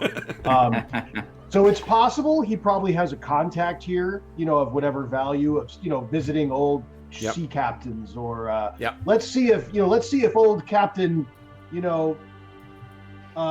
Teagrath is still alive and kicking in his retired status. That kind so of we see these two old men kind of, that scene in Predator where they, clasp arms and go down. We see something akin to that as these two big guys kind of like, ha ha ha, you old pirate. It's you again. You're still breathing. Yeah. And he says so what? Actually, let's play it up. So he is very similar to your age. Both of you guys are old salty sailors, and he says, he asks you where you're sailing, and you mention you're sailing to the coast off of Rasmorthil, and he looks at you and he says, "So far north." Indeed, it is a matter of no small importance, though I'm not sure how free I am to remark on it. I say with great gravity. Some of us have retired to a land of landlocked existence. Some of us sail with kings. I'll leave it to you to decide which of us made out the better with fate. Indeed, I will tell you on the way back. That's if you make it back. Let me see if I've got those charts. So he grabs the, goes through and grabs some charts, and he says, this wouldn't have anything to do with those black ships sailing. I've heard those traveling round the Horn, that they've seen ships from far to the south, black ships of the King's men. You still have the finest ear, Captain, that I've ever had the pleasure of being near. Tell me what you've heard. I feel it's not the ear that listens so much as the face that people want to speak to. I am happy for your counsel. He gets you some charts and stuff like that, and basically what, having gone over these things, this is good enough that you can push through the last little bit. You feel confident you could navigate that that coast in the dark with how accurate they are. There's like fathomings, there's markings for where the shoals are and the rocks. I know these are all nautical terms. I don't know anything about it, so I'm throwing them all out. Sounds good to me. Yeah. Right? So those listening at home, if I'm getting any of this wrong. You mentioned sandbars, Kev. You want to find some sandbars? Exactly, sandbars, exactly. Yeah. Shoals. You Yep. said that, yeah. You So hit the shoals. So you should be able to sail the coast of Uland, or the waters of Uland, without peril. Excellent, Captain. I knew I could come to you for how the land falls and where the ocean starts. When you offer to pay, he puts his hands up and says, "Bring them back when you come back, you old sea dog." Of course I will. Keep the port pouring, huh? He'll be waiting for you when you get back. And you clasp your hand again. Then, if nothing else is going on, then we'll pick up with most of you guys are back on the boat, but we see Vinyarian and Thalanmir returning from some task in town. And what you guys see standing on the deck, first off, standing on the docks, there are a number of guardsmen from Pelargir. And you can tell them from the distinctive markings where, one day Minas Tirith will have a big white, tree. These have stylized swans on the tabard, and they mark them as guards of Pelargir. And you sort of pass them. They don't take any much notice of you, apart from doing kind of a non-confrontational kind of up and down for you guys. And as you walk onto the boat, what you see is a very lordly-looking man. And I think, Thalanmir, you've met this man before, because, of course, arguably, he's the most famous sailor in all of Gondor. This is the captain of ships, Castamir. Mm-hmm. So I nudge Vinyarion and say, that is the Lord of Ships, Castamir. Captain of ships. Captain of Ships. So Castamir has that same kind of arrogant and, disdainful look on his face. He otherwise, could look like a pissed off Aragorn. He is such a cut so clearly from the jib of the men of the blood of Numenor. And he turns and sees you walk on, and he says, "Well met, my lords. Forgive me for taking liberty on your vessel. When I saw the King's colors being flown, I felt that I would be bereft in my duty to not introduce myself and meet and see if there is any task that I might perform to better serve better serve the crown." And he walks over and shakes your hands. And Thalanmir, again, you've met this guy before. Yeah. Here's the gist of this guy. He is arrogant, and he definitely was wanting to be in this position. But that's about it. Like, there's nothing really else about this guy. Where there are other lords that are agitating and causing problems, there's a reason he's the captain of ships. And he says, then which of you Grand Lords, is the captain of this vessel? I am the humble captain of this vessel. Your face is it's Lord Thalanmere, is it not? That is correct. I am surprised that you would know who I was, as everyone knows who you are, captain of ships. Please. The fame comes with the title. So yes, well, it's something you have earned. This must be an urgent task for you to provision and set sail so quickly. Now, Thalanmere, I'll let you know that the title of captain of ships is not like the port captain or whatever. What do you call it? The port master. This is not someone who should be tracking ships going in and out and whatnot too. Yeah. It is unusual that it would draw your attention. Though, someone flying the king's colors, maybe that might draw their attention. Right. Pray tell, is there something that the captain of ships and my office may do to assist you in your task for the king? Perhaps we are, as you said, on a mission of urgency to help out peoples who are afflicted by the plague. So we carry healers to see what we can do to save as many lives as possible. Tell me, do you know of any? We have heard. I'm assuming Sigdag has informed us about the black ships. Indeed.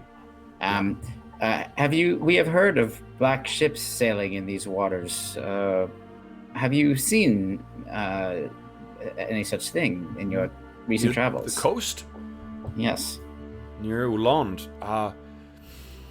The Southerners do sail quite far north at times, though we pride ourselves as the superior navigators. They have charts that are as old as many of ours, and they are accomplished sailors. What reason they may be in those waters could also be it may very well be the loose and idle tongues of sailors wishing to claim they saw the greatest thing, and what more is more imposing than the black ships of the Southerners. I see. So you have not seen any. None have come here to Pelargir. None here, not since the time. Not for many years. They don't favor our ports, as you know, and they prefer their lands. Yes. Well, this is my cousin Vinyarian. Vinyarian? I am Castamere. It is well met. Well met indeed. We must be off on our urgent mission. Are there any? Of course, there's nothing, anything else that I may assist you with. So Thalanmere kind of looks at Vinyari and should we ask this guy for anything, or should we just let now, it? Morwen definitely picked up the subtext of what the king was, or at least what the crown prince was asking for. Thalanmere and Vinyarian, why don't you guys each give me a riddle check? And actually, everyone can. You guys can all give me a riddle check against a TN of 12, please. Let's see who's doing what here. No, Ain't good. Nobody. It was time for riddles. Yeah, so not you, not you, not Speak you. your mind, man. I have no time for this. Oh man. Okay, so Morwen. So yeah, this guy is. I think the impression that your characters are drawing from this guy is that he's incredibly fucking likable. Yeah. I mean, seems to be someone who takes the duty of, what captain of the ships would be tracking individual tiny ships from the king coming in and out of a port? That's, I think, especially a port as busy as that of Pelargir. Yeah. Well, that's excellent. Oop, robot. Now it's yes. What was that, Colin? Fine.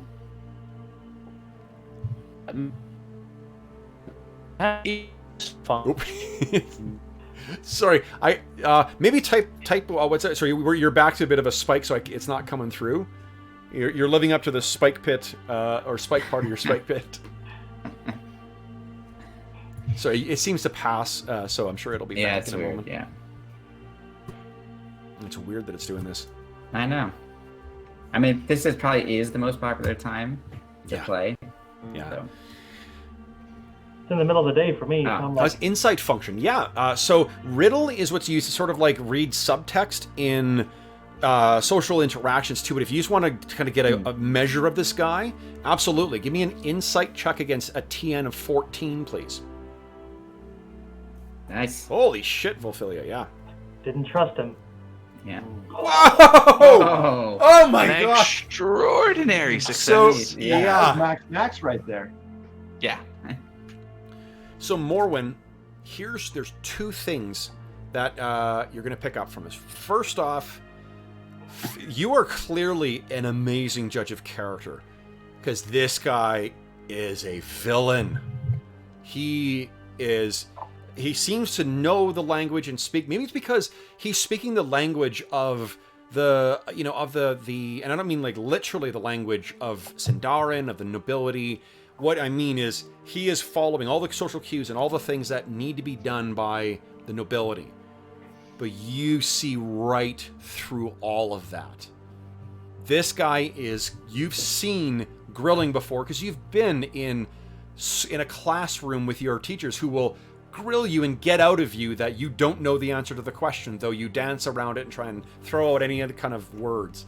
And as much as that teacher honing in on the ignorance of a student, that's what this guy seems to be doing with Thalanmir and Vinyari, and is using the majesty and station of his office to try and root out any further information about what the king's task is. I just had a general dislike of the guy. Warren saw right through him. Morwen is a really great judge of this too. There's one other thing that you pick up. You see this guy as he's talking.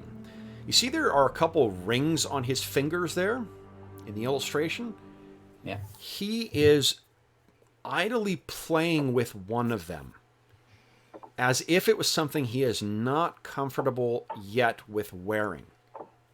And as he's moving it around in his hand, you can spy that as it turns around, on one part of it, there is a stylized, in the traditional, either traditional Gondorian or perhaps even Numenorian style, a ring of a cat as it moves around on his finger. And you have a distinct impression of that.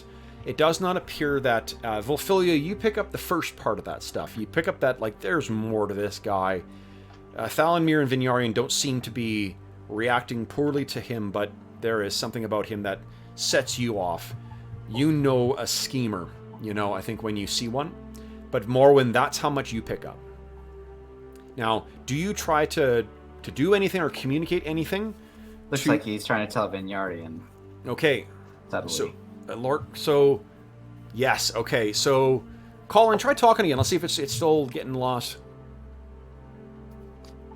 Can you hear me? Better? Yeah. Better. Yeah. It's a little bit off. So, what do you say to Vinyarian? Oh, yes. Yeah, it's gone again. Sorry. We're just Yeah, cruel. Looks like his mic's just spiking. It's got a blue bar under him. Yeah, I don't know what's going on. So, how do you... Vinyarian, how about this? Colin, to get around the things. Vinyarian, how does Morwen communicate this to you? Or how do you pick up on it, I guess? I think, well, we're both sort of storytellers and familiar with the kind of history of things, and Morwen surely makes reference to some other captain of ships in Gondor's history who, of course, would not be concerned with something like this, is a sort of lordly man who is not concerned. And Vinyarian thinks, wait a second, why is... You know what he tells you? So what he tells you is that I'm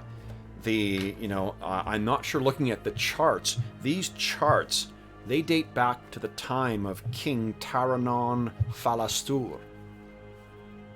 And that tweaks your memory, Vinyarian, because you are a studious scholar of Gondorian lore. And while the king himself may not be the most famous of Gondorian kings, his wife will for more than 1,000 years, half again, her name will continue to live in infamy. That of Queen Baruthiel. And King Taranon Falastar was married to a woman from the southern Númenóreans, the Black Númenóreans, and Queen Baruthiel was her name. Queen Baruthiel came and was said to be a sorceress. This is 500 years in your past.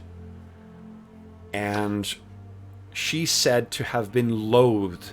She seems to have loathed cats, which is why they all favored her. And what you've heard is that she had those cats, 13 in number, 12 black cats, through which she would spy on the people of Osgiliath. And the last, a white cat, would spy on the black ones. She was the last of the queens to be drawn from the Black Númenóreans. And eventually King Taranon grew tired of her and sent her away. She disappeared into history. But the legends of Queen Baruthiel's cats will carry on in the minds of not only Gondorians, but all Dunedain, up until the time of the War of the Rings, in fact, when Aragorn will tell one of his companions about Queen Baruthiel. But that tweaks to you. Baruthiel's cats, and you see that stylized ring with the cat on it. That's what it brings to mind. Only 5 centuries passed. Which is, of course, not nearly as long in the lives of the Dunedain as it would be for the lesser men. Nope. So you see So this, and he's standing before you, smiling, and in spite of the sun, in spite of the heat, in spite of the warmth of the summer, there's a weird shadow that seems cast over him, almost giving him his grin a sinister cast. What do you say to finally dismiss him? I think I'm going to say, my Lord Castamere, your attention, though unnecessary to our humble errand, has been much appreciated, but really we must be passing on word. Of course, the sea waits for no man. I know this well. Then, our hopes go with you, and my best to the king. And he turns and makes his way off the boat, and then his men dressed with their swan sigils turn and carry on away from him. As he walks away, is there anything else that happens, guys, before we set sail again? Ophelia leans over and says, how much of that was actual truth? Because I didn't believe a word of it. He looks over to the other guys. Thalanmir looks confused and looks at Vinyarian. Sigdag also kind of clueless about the whole thing. He seemed a pleasant man enough. Yeah, that's precisely what he says. He seemed like a nice man. I think Morwen rolls his eyes. Yeah, but Ophelia frowns and looks at Vinyarian and raises an eyebrow. Okay. Vinyarian, what do you say to Thalanmir? Thalanmir seems a little clueless on this. Something vexing? So I think Vinyarian turns to Thalanmir and kind of puts a hand on his shoulder and says, that man, I do not believe he is one of the Elendili, which is, of course, the Númenórean word for the faction of Elendil, the friends of the elves who did not sail into the west with Ar-Pharazôn. He is descended. He actually has. No. Yeah. I mean, what I mean is, obviously, he's literally from that line. But what I'm trying to get at is the idea that this is not one of the friends of the Free Peoples. Got it. And I think Thalanmir, you know well enough that Castamere, in terms of like the literal descent, he does have a pretty, if if you set aside the line of Elendil, or at least the line directly from Valacar going forward, he might have a pretty good claim to the throne. Yeah.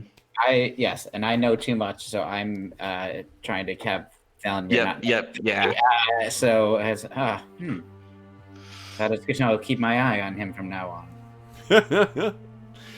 So then, your crew, seems to be standing idly around. Sigdag, do you wish to get them back to work?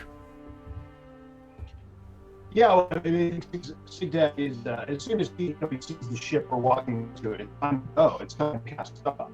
Let's go, it's time to make haste. And he looked at the captain because he has new charts to show him. Okay. So, yeah, Sigdag starts barking away, and the crew starts running around getting ready, and we set sail. So the sails are furled, and you guys bid farewell to the port of Pelargir. Now, let's do this, guys. We're about at our halfway point right now. Why don't we take our break now, refresh our beverages, hit the restroom, then we'll do the journey out to Ras Morthil.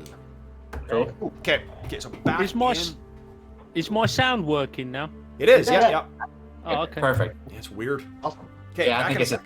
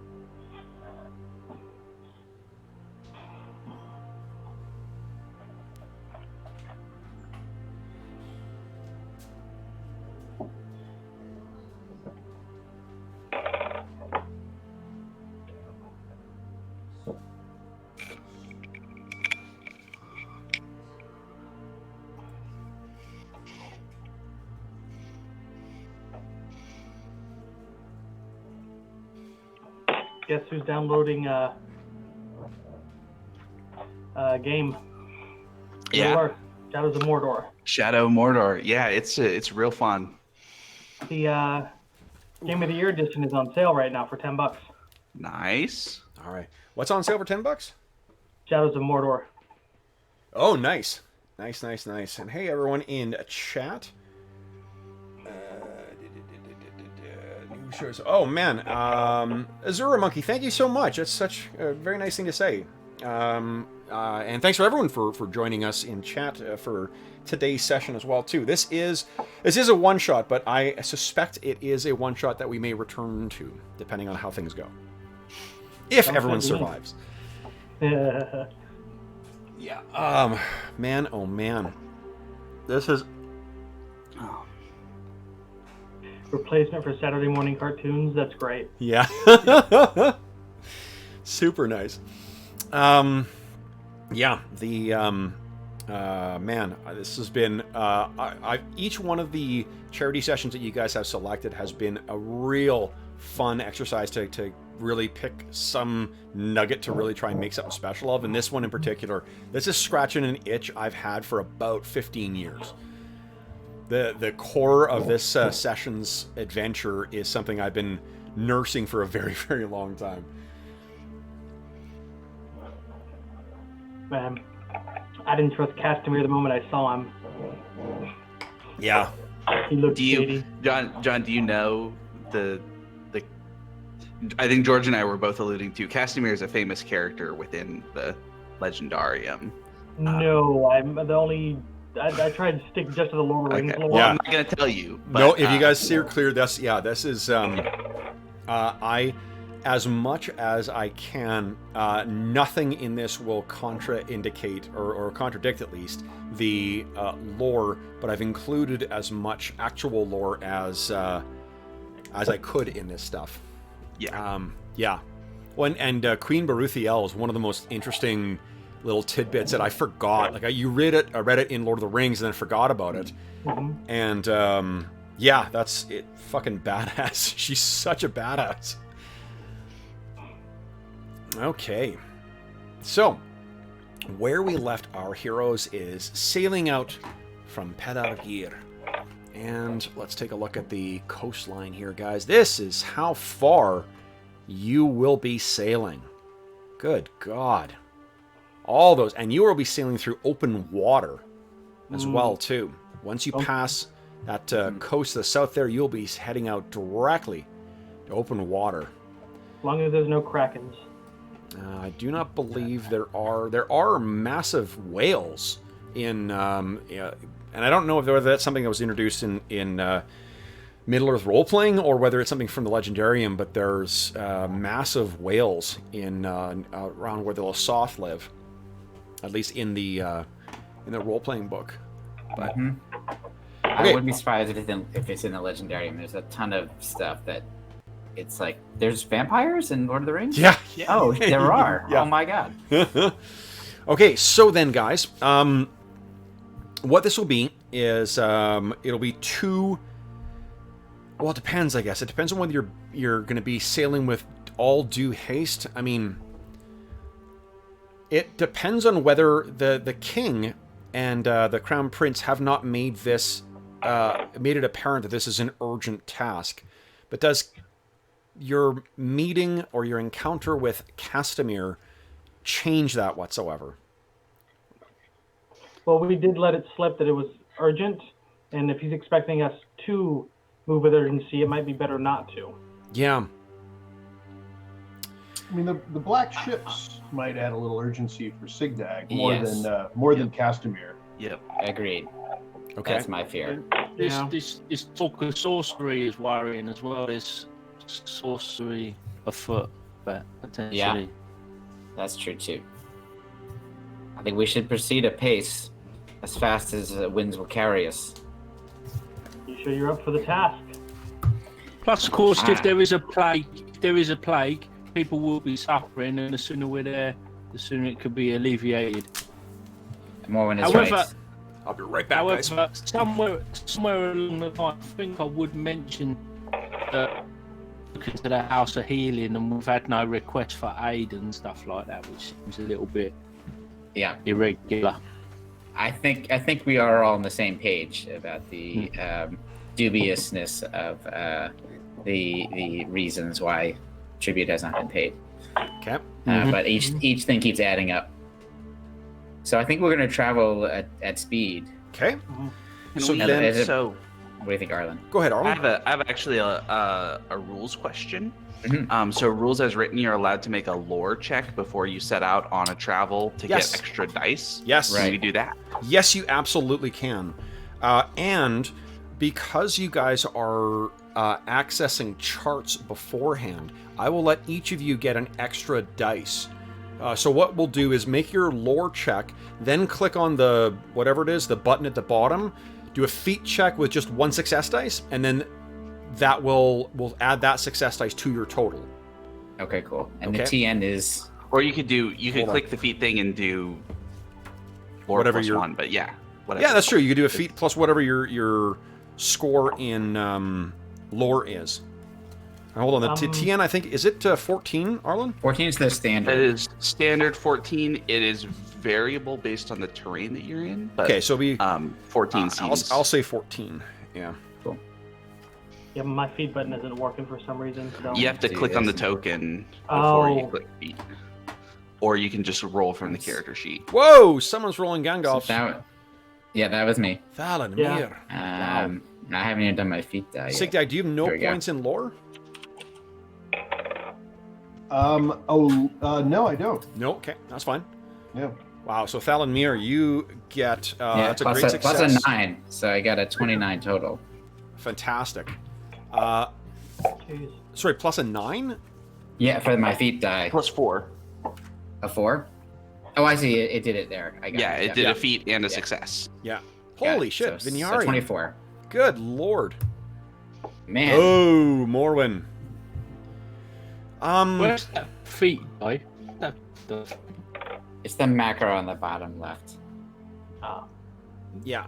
Okay, so let's see here. First, yes, so Thalanmir Vinyarian, clearly, with the great success, this is something that, that you have, you have all of your mind turned towards. So you guys have 2 extra dice. Cool. To use. Let's see here. Vophilia, none. Yeah, no, even with the extra dice, I wouldn't have made it. Yeah, and Morwen. When I roll swords are uncommon, so I roll the die. Oh, sorry, you're breaking up again, Colin. I'm sorry. You can just do, Colin, you can Stupid. do /R1d6. It's just rolling one more success die. That's Yeah, what it's we're just talking 1d. Oh, okay. Yeah, although I mean, if it's he's rolled an eye, so I think that's an automatic failure, isn't it? No, Like it just to counts as roll- a 0 in this case. Oh, okay. You 9, shit. Okay, so then Vinyarian and Thalanmir, you guys have 2 dice each to use in this travel sequence. Okay. Yeah. All right. So then, guys, what I need from you is first. So this is the first leg of this. This is you. You've set out from Pelargir. You're traveling along the coast and then in the open water. Would everyone kindly roll their travel stat, please, against a TN of 14? Oh, Vasilia. Yeah, no, I'm gonna spend a hope. Okay. So and it's favored, so that's Yeah. another 6. Excellent. Okay, so 6 will give you a 15. You're good. And Vinyarian. I know. Again, Yes, absolutely. Oh, fuck yeah, of course. Sorry, Colin. Yeah, I forgot you got that ability. Hmm? He's got this racial, not racial, but like cultural thing that allows him, when he rolls an Eye of Sauron on it, he gets to re-roll on a common check. Go ahead. And I can't remember the rule. Do you have to decide you're going to use a lore, one of the dice you got from the lore check before you make a roll? I can't remember. I'll say after. I can't I'm remember fine. either. Okay. Like what? Okay, cool. I I didn't need to. I just Yeah, I am such. I'm not a fan at all of the like gamble it and it's wasted mechanic. Agreed. It's a yeah, terrible design decision. totally. Okay. Morwen. So Morwen, if you want to succeed on that one, you'd have to spend a point of hope and then add your wits. Oh, he was rolling lore on that one. Yeah, this is to get his Oh. extra success dice. Oh, okay, got it. Colin, do you want to spend a point of hope to gain? Because all you need is one more point. That would give you 1 extra point or 1 dice to use during the 2 travel checks. because he got a 6. Oh, So that yeah, you would got a be, 6. Yeah, a sorry, great success. Yeah. Yes, okay, great. So let's mark your hope down by 1. And, excellent. Then now, I need from Morwen, would you kindly give me a travel check? And Vinyarian, did you spend a hope to... I think I am still feeling kind of down because of this, and especially meeting Casimir has not made me feel better. No. Okay. Well, and you have those 2 dice, don't forget. Yeah, I used one of them on this one, and it didn't help because it rolled shit. a 1. Gotcha. Okay. So Morwen, you have 2 dice. Yeah, that's a failure. You need 5 more. You could spend one of your dice to roll and add to that amount, or just take the 1 point. Oh no, hold on. It's actually 2 fatigue if you fail because you guys are sailing through the night. It's just like normal. So what do you think, Colin? You want to roll a d6 and try and add to it, or do you want to just take the 2 points of fatigue? Right. Oh. Okay, so you take 2 points of fatigue as well, and then whoever else failed, Vinyarian, I guess, you take 2 points as well. However, you are making really good progress, sailing through the night, no mishaps. Guys, the final journey into Uland and Bar Morthil. This one, guys, is going to be against a TN of 16. Because these are some dangerous waters that you're sailing at night. However, I'm going to give you each 1 extra dice because of the charts that Sigdag secured from that old pirate. So you will have 1 extra dice kicking around that you can add to your result afterwards. Everyone kindly give me a travel check. New TN, is it a bit harder? Now, I use my extra dice. So that extra dice is, you can choose to bank that for another travel check in this region if you want. But if you need it, you go ahead. So Thalanmere, you're good. Vinyarian, you're good with the thanks to the chart dice. Yeah. And again, you don't have to use that dice yet. You can bank it in the event that you need to navigate anywhere else around Uland. Okay. Oh my god! More when he's... Wow. Yeah. Okay, getting further away from Osgiliath, he's shaking that thing. So Morwen, you gain another 2 fatigue. Mm-hmm. Did everyone roll now then, or Sigdag, did you roll? For You the guys second still hear turn? me? I don't see Sigdag. Is Sean frozen? Sean is frozen. Oh yeah, he is. Sean, can you hear us? I can hear you. Can you hear me? Yeah, we can hear you. Yeah. You're. Yeah, I may have to. Someone can roll for me. I may have to. So you guys have access to all the sheets. Go ahead and hop on and give us a quick travel roll for Sigdag, please. I don't want to take any blame for a shitty roll. I'll be back. I'm gonna have to reset here. Yeah. Here, I'll do Sounds good. travel. Please, Yep. yeah. 18, 16. You're the leader. Nice. That's Nice. a 16. Great success as well too.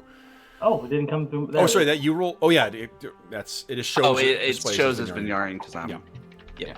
Yeah, that's fine. Okay, so the old Sigdag is keeping up his spirits. Now it seems like the further you get away from Pelargir and land, the happier this old dog is. Morwen, though, seems to be having, as much as like when you could see the coastline, that was quite inspiring. Open water is a different matter, it seems. Definitely. We do have no mishaps as you travel, though, and thanks to the charts that were supplied from that old pirate, you guys make that incredibly vast trip in a mere 5-day period. Wow. And as you travel around the coast of Uland and heading in, the first thing that you can see over this kind of mist-shrouded coastline is the towering end. It is Ras Morthil, the peak at the end of the White Mountains. And it seems itself shrouded in mist as well as you go in. That comes into view probably about a good 20 hours before you finally spy the light at the tip of Minas Rath, the tower of the Cape. And as you sail in to Morthil, the impression you get from this coastline, these are probably best described as savage waters, Thalanmere. It's almost as if the sea itself knows that it is just on the cusp of escaping civilized land out into an older and more primordial world. You've sailed around this cape before, but never deep into here. And you can tell beneath those black waters, it's as if the sea itself has teeth that are hungry to swallow the unwary or unskilled navigators. Thanks to the charts that you have, though, all you need is moonlight and starlight in order to successfully navigate their waters. Is there any scene you guys want to add in before you guys reach the harbor at Bar Menthil? I think Alamir just says these waters are always treacherous, which is why I've always given it a wide berth. So be on your toes, sit down, look to your charts. We shall proceed with caution. Okay. Yeah, and Bolfilia's displaying more signs of vulnerability than normally because he doesn't like the rolling beneath his feet. I mean, the small streams are fine, but he's got just enough fortitude to push through, but it's wearing on him. Okay, awesome. Yeah. So yeah, and I mean, imagine the you managed to push through, things, but you didn't suffer any fatigue. But boy, oh boy, this is sailing unlike you're used to, or any you've thus far experienced. As you sail in to through the what makes up Rast Hanad and into Bar Morthil. What you see first is the tower, of course, and then you see a, what do you call it? It seems as if this place seems to live up to its name. There is no palisade around this settlement, but there is a small keep, and there is a, what looks like, to be honest, like a lumber mill. The port itself seems to be where the lowest point of the bay, and it seems, you might guess that it might almost all day be shrouded in shadow, which may be why it gets its name, the House of the Dark Point. You can see there is a fairly long dock on it, and the dock seems to have quite a few ships in it. There are some sailing ships in here, which is what you would expect for in here, being so close to the Cape. There are no doubt some who earn their living through fishing. There are also some larger ships that Thalanmere you recognize as the type to transport goods. And they wouldn't be docked here unless there was a reason for them to transport goods. And as you're going up, you can see there are stacks of lumber on the dock that seem as if they are ready to be taken elsewhere. But the ships that seem to strike you most are the two long black ships docked in the bay that are clearly of an older Gondorian or perhaps a Numenorian style. And as you sail in, your ship, your small vessel seems dwarfed next to these vessels. These are deep ocean-going vessels that seem also, equally at home, put to purpose for mercantile ventures or for war. As you sail past, you can see there are the deep tanned faces of Southerners working these ships. And whether it's your ship, whether it's your crew, or perhaps the pennant flown from the top of one of your masts, your ship definitely draws their attention. Now, as you guys sail into the harbor, you dock your ship, and you guys make, you come off. You see there is a harbor master who is coming down, and he looks like an older man. He's holding a what do you call it, a rag up to his face, and he has a young kid walking with him. It looks like probably like maybe mid-teens, walking along carrying a book with him, and they're passing a handful of people who seem to be sitting on the docks with very little else to do. And as you walk, he walks up.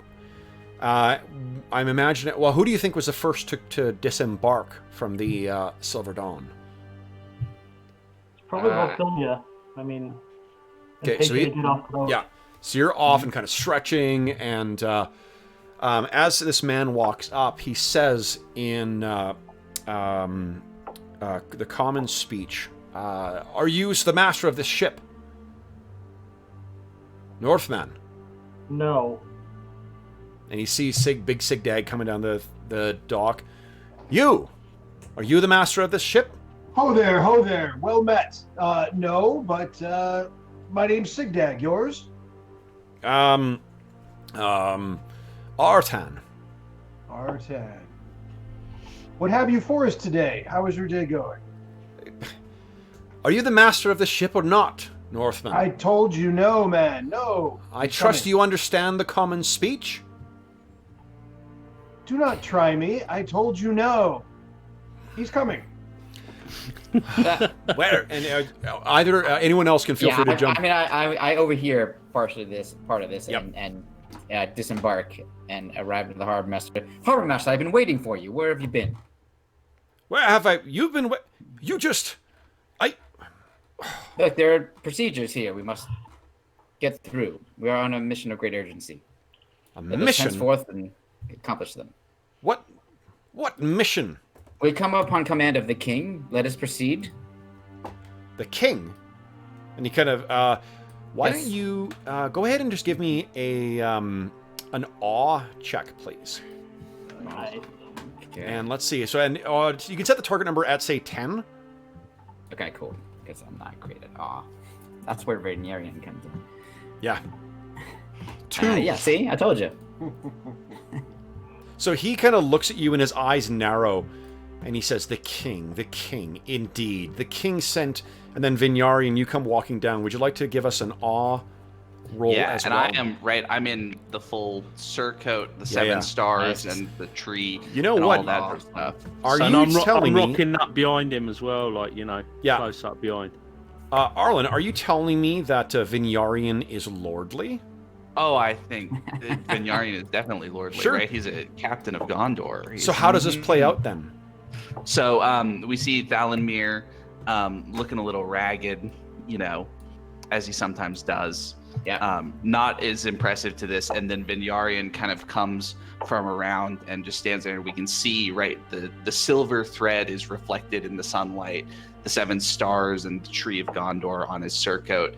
And then, of course, in the shot in the film, we can see behind the flag of the Kings of Gondor flying from the top mast. And Love it. Awesome. So he looks and he kind of like, he's taken aback by this. My lord, on a message for the king, I did not know that one of the royal family would be. Not your place to know. And he's sort of stammering and is he's used to getting kind of pushing around local fishermen and stuff like that. This is way out of his element at this point. Yep. If you want to ask anything of him, he may actually answer it without thinking.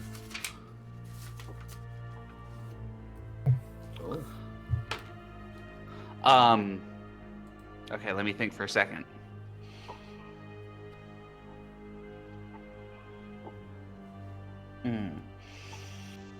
Those black ships, who do they belong to? The black ships? Yes, the black ships. They Do not fly the flag of Gondor, as far as I can tell. no, they are from the south. They're southerners. Black Numenorians. Come from there. Balzagar. And Adunakar. Now, Gondor lore? Mm-hmm. Here's another little tidbit of information. The faithful, the men who remained true to their oath to the Valar, who sailed east when Ar-Pharazôn tried to storm the Undying Lands, they remained in keeping faithful. They favored the language that they had always favored, which is Sindarin, the language of the Grey Elves. The language spoken in the latter days of Númenor is Aduniac. And Aduniac is the language that the last few kings of Númenor named themselves after. They gave up their Sindarin names. Those two names, Belzagar and Adenkar, both of those are Aduniac names. This is those descended from the king's men. Yep. Anything else you wish to ask him before he... And where can Lord Turambar be found? Lord Turambar is in his house. Is in his keep. The House of the Dark Point. Bar Morthil. The hall itself. Are you expected, my lord? I certainly hope not, and I sort of hop off the ship onto the dock and start marching up, expecting everyone to follow me. The kid next to him kind of laughs at that, and he looks at the kid, and then looks back at you as if trying to figure out if there's a laugh that he's like, should I be laughing, or... Sigdag, you've seen people react this way to Thalan Mir before, as well, too. If you want to interject with anything while this, officious bully is tongue-tied. Yeah, as we, I'm following, but as I go past him, as we're all, filing by, I go past him, I said, "You're not the first," and we continue. As I walk past, I'm just going to do that. Okay. Yeah, you definitely have dealt with your share of, officious dicks in the past. Ophelia, he's going to walk by and just, rub the boy's head and just pat him on the back and laugh. Yeah. And there is... there are few things like the hearty laugh of the men of the Ravanian. And Sigdag, this may be one of the first times you've heard your nephew laugh so heartily. Is that right, John? Mm-hmm. In the time since he... So it seems the sea air may agree with him. Well, that's the coast air, maybe. As you go past... Now, Morwen, you're looking down, and as you past these people sitting on the docks, you can hear these people are coughing as if afflicted with something. Were these just the ones that were sitting there doing nothing that we saw earlier? Yeah, and these are no these are no dock hands. These are no these are it's women. It's children that are sitting here. And the harbour master had his he had a handkerchief or something over his mouth as he approached, didn't he? Yeah. Is there anything else about their demeanour that gives me reason to believe that they are sick, or this could be the first signs of an actual plague? Why don't you give me an insight check, please? Okay.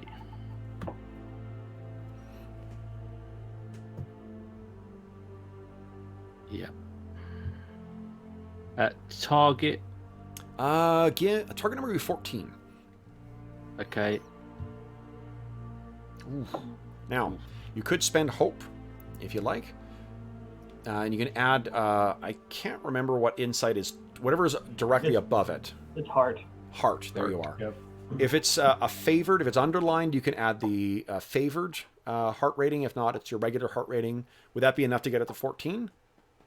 My favored heart rating is 7. And is insight underlined? Yep. Yeah, so would you like to spend hope to get that? Yeah, I'll do that. Okay. So yes, they're definitely sick. There are, there's markings on them. You can hear the rattling of their chests as they cough. There's something they're trying to shake loose as if. And is there anything that they all have in common? They all do seem to be afflicted with the same illness. But the thing that's unusual, no men. No grown men. Women and children. And the elderly as well. The only elderly women, oddly. That makes me think I might be able to have a closer look. I mean, you certainly in your training, you've certainly been around people who are sick before. If you want to kind of try and get a better sense of this, you could give me a healing roll. Yeah, I think I will just I'll just get Thalamir's attention because I'm thinking Vignarian is kind of quite focused and he's off on one. Okay. So you, my lord, and Vignarian, Morwen seems to be trying to get your attention. I'm concerned about this this situation here with these people. I would like to, by your leave, make a further investigation if that is okay. Of course, that's what we're here to do, isn't it? Yes, that's perhaps what I thought. So, I shall investigate. So while the rest, Volfilia and Sigdag, you and Thalanmir, you look back and you can see that Morwen has stopped and he's going down. And he has his medicine or his like apothecary's kit with him. Do you want to carry on towards the House of the Dark Point, or do you wish to wait with him, or what? Sigdag's going to stay with Thalanmir. Okay. Okay. I think that it makes sense for Vignari and I to proceed, at least. Yeah. While Morwen does what he needs to do. I think that it would be strange if we did immediately go to the keep. Yeah. And I will stick around with Morwen because doesn't need to be left alone here. Okay. Yep. So you guys, let's do this first. Morwen, why don't you give me a it's a healing check, and I'll set the TN at 16, please. Can I assist him in any way? I have some training in healing. I don't think so. Okay. Okay. That's not great. What healing is what? It's heart. It's heart. Heart as well, and I think you do have favored healing, right? Yep. Do you want to spend another point of hope? Yeah, we need to get to the bottom of this. Okay. Yeah. So, Awesome. Okay. So you, I'll come back to you in a moment. We're going to cut over to Thalanmir and Vignarian. Now, Thalanmir and Vignarian, you guys make your way through the town. The town is very much like if you, I'm trying to think what it is a typical, Dunedain community. There's definitely parts of this where the stone that is quite old. But it's got a very rustic kind of look to it as well too. There are very ancient and old and tall trees that stand in here, and there seems to be, as you get on your way towards the hall itself, you pass what is still a fairly, from the sound from within, a still fairly active lumber mill. Vignari, you don't need to make a roll for this, but you know from your Gondorian lore, because of the vast stands of ancient trees near the coast. This is, again, on the cusp of the untamed land of the Pukelman. There's huge resources of lumber and logging that can be done here. And the lumber from here is prized in crafting ships, sent all over Gondor. One of the few reasons why someone would bother to continue to live in such a remote area. Though it seems quite active. You certainly do not, have much training in the running of a household, but you have to be quite unskilled to not see a profit from this endeavor. But nevertheless, you make your way through, and I think that the harbor master has finally caught up to you and is sort of scrambling along, and you guys finally make it into the hall itself. And the hall, it favors the style of some of the older and more purpose-built buildings that you've seen in Gondor. Gondor, of course, originally were simply colonies of Numenor, and some of those have had themselves improved, like Pelargir, and some have simply made use of the existing things. What draws your eye, of course, Thalanmere, is the towering edifice of Minas Wrath. What's going through your mind now that you're finally seeing this impressive structure? I mean, I'm awed by the amount of effort and human spirit that would go into creating such a monument. Yeah. And not only that, but the skill of the craftsmanship. So he's sort of distracted by it, but he also has his knowledge of shadow lore is sort of coming to his mind, and he can't put his finger on it, but it just feels like something afoul, something has gone afoul here in this territory. What you know is you've had, I think, mercifully brief dealings with the Black Numenorians. Apart from the, maybe one a ship, like one pirate ship that attacked you, they claim, that was just a roving bunch of brigands. But you'll recognize, hearing those names and the language of Aduniac, which both Vinyarian and Thalanmere, you speak really more. I think Vinyarian, you only speak it because of your interest in Gondorian lore, and Thalanmere because you've traveled abroad. Be the only reason. Right. But hearing those, because you've heard that language, the last time you heard this was them shouting in anger during a pirate's attack. And you know that you've heard in some of the ports in the south that they have been blessed with power from the shadow. Mm-hmm. Yeah. Yes, I just, as Vinyari and I are walking, I kind of quietly say to him, I like this knot. Men of Harajem, I clearly see they are Black Numenorians gathering wood to create some sort of fleet, and I do not believe that is for selling cotton. I think they are preparing for another kind of endeavor, more of the military kind. What say you, Vinyarian? Yes, I agree. It strikes me as a foreboding sign to have seen the ships of the Black Numenorians at the harbor where we were unexpected, but expected a different sort of reception, certainly on our part. We'll have to see what Turambar has been dealing with them. Okay. Yes. So, we're not going to go through the scene of you guys meeting. There's going to be some intermediary that you meet with who has to tell, alert Turambar that you're going to be there. They'll have to get him in the hall. Then you'll have to go in. So there is some time where you guys do have privacy to yourselves, where you're talking to each other, and you have an opportunity to think about what to expect here. As you're walking into this very basic keep as well, too, you can see Turambar's guards are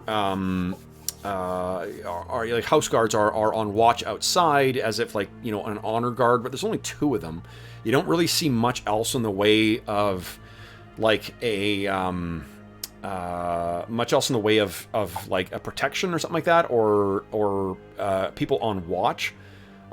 This place seems to be utterly without concern about being attacked, which this far out towards the towards where the Puka lands begin, it doesn't seem unusual.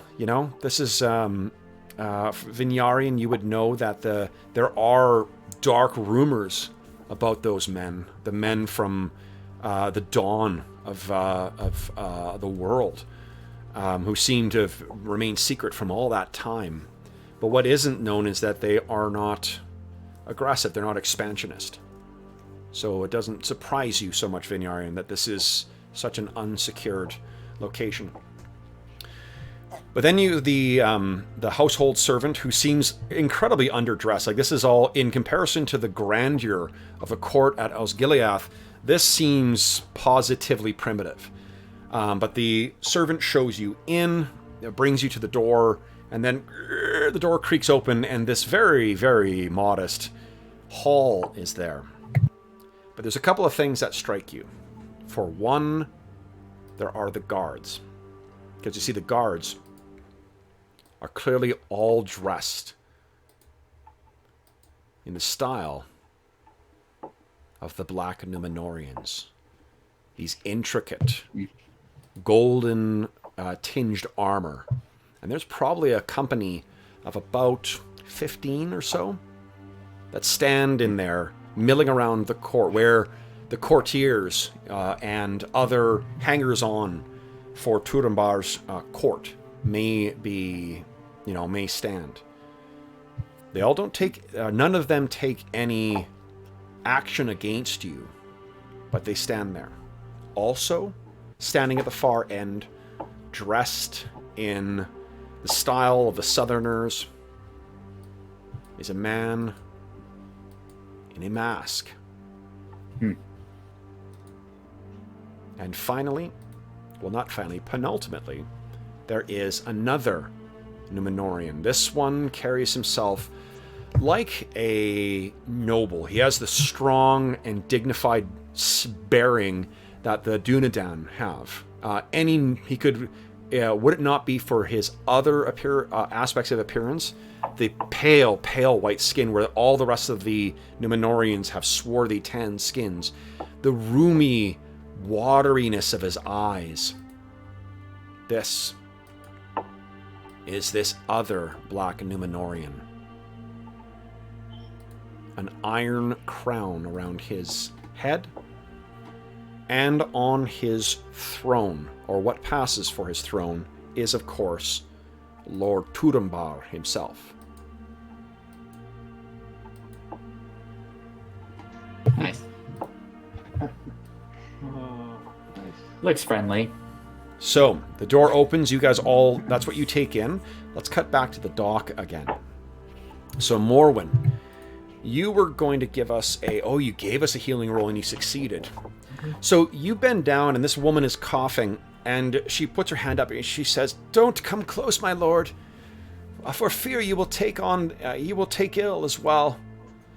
The men have escaped it thus far, but best caution be taken. So says the harbor master." And the harbor master, you see, rushes past with the cloth on his face again. What do you say? What ails my lady? I missed the first part of that. What ails you? What ails you? She says, the foul air has taken me, my lord, as it has others from here. She coughs, and you see there's little flecks of blood that go onto the rag that she's trying to use. The sickness has bedeviled us all. When did this happen? How long have you been suffering? From here. It came here a year ago. A year. And it said it came a man from the Tumbrui up the coast. And while the name Tumbrui does not mean anything to you, you know that it is the Sindarin word for loud valley. North of the coast, my lord. He came, it said that it came from there. A curse. A curse from the Pukel men. The ancient men of old. In these dark times, they curse us. And she loses herself in a bit of a coughing fit for a while. is there anything I can do to aid her at all? Definitely, yeah. You've got there are unguents that you've got. There are remedies, salves you could probably offer for her and everyone on here. If not treating the disease, you would need to know more about this. But you certainly can treat the Symptoms. symptoms, and you're definitely grateful for having stocked up on the supplies that you brought from the houses of healing. Yeah, well, Morwen is obviously he's a merciful type of person. He will, in light of discovering their suffering, he will do what he can to administer aid. Okay. So you start to you begin kind of dispersing it, and you can either engage the crew, or you could, if Sigdag and Volfilia are willing to assist, they could help with those tasks as well. Sigdag is in the he's in the tower. He's in. Sigdag is with Thalanmir and Vinyar. Oh, sorry guys, sorry. So then it's Yeah. only Volfilia then. Yeah, Ophelia has some basic training in healing, so he can help with the poultices or see if he can gather insight from anyone around him Yeah. and ask questions. Volfilia, why don't you give me an insight check too? Okay. He'll even offer a song or two to help ease the fears of the young ones. Yeah. Well, and the young ones, I think that seeing, it would be hard to not see in the eyes of some of these children. There are ones that were the age your children were when they were taken from you. Why don't you give me an insight against, again, a 16 as well. Alrighty, come on. Well, that's kind of low. I can't boost that. Can't boost it. Okay, so you're going out, and you're definitely building a rapport with these people. They're grateful for your health, and one of the little girls, I think as well too, when you're going down, and this may be the one that is around your same age. Her little weak hand goes up and takes a kind of grabs at your hair. I'm not sure they've seen a Northman's hair like this before. She looks up and she says, "Your hair is gold." He gives her a sad smile and then reaches back and pulls 2 strands out and ties it around her wrist. Okay, nice. Okay. So, what about? So now we'll cut back and Sigdag, Thalanmir, and Vinyarian. We're about to get into an encounter. So, what I'd like for each of you guys to do is to kindly give me an insight roll against a TN of 14. This is to determine how many extra dice you have to play with in here and how much insight you have into kind of like reading the room.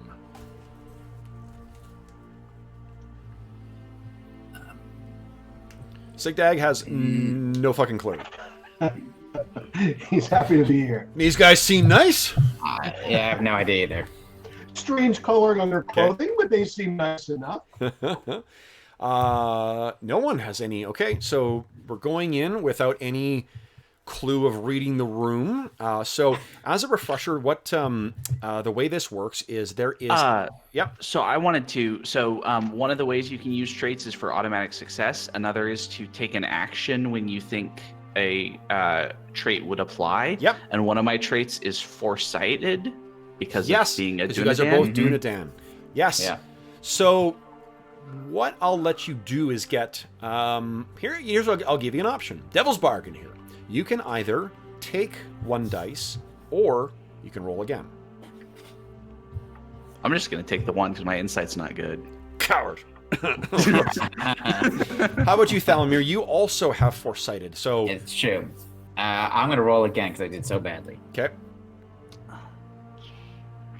And Sigdad, to be clear, this is not actually in the tower.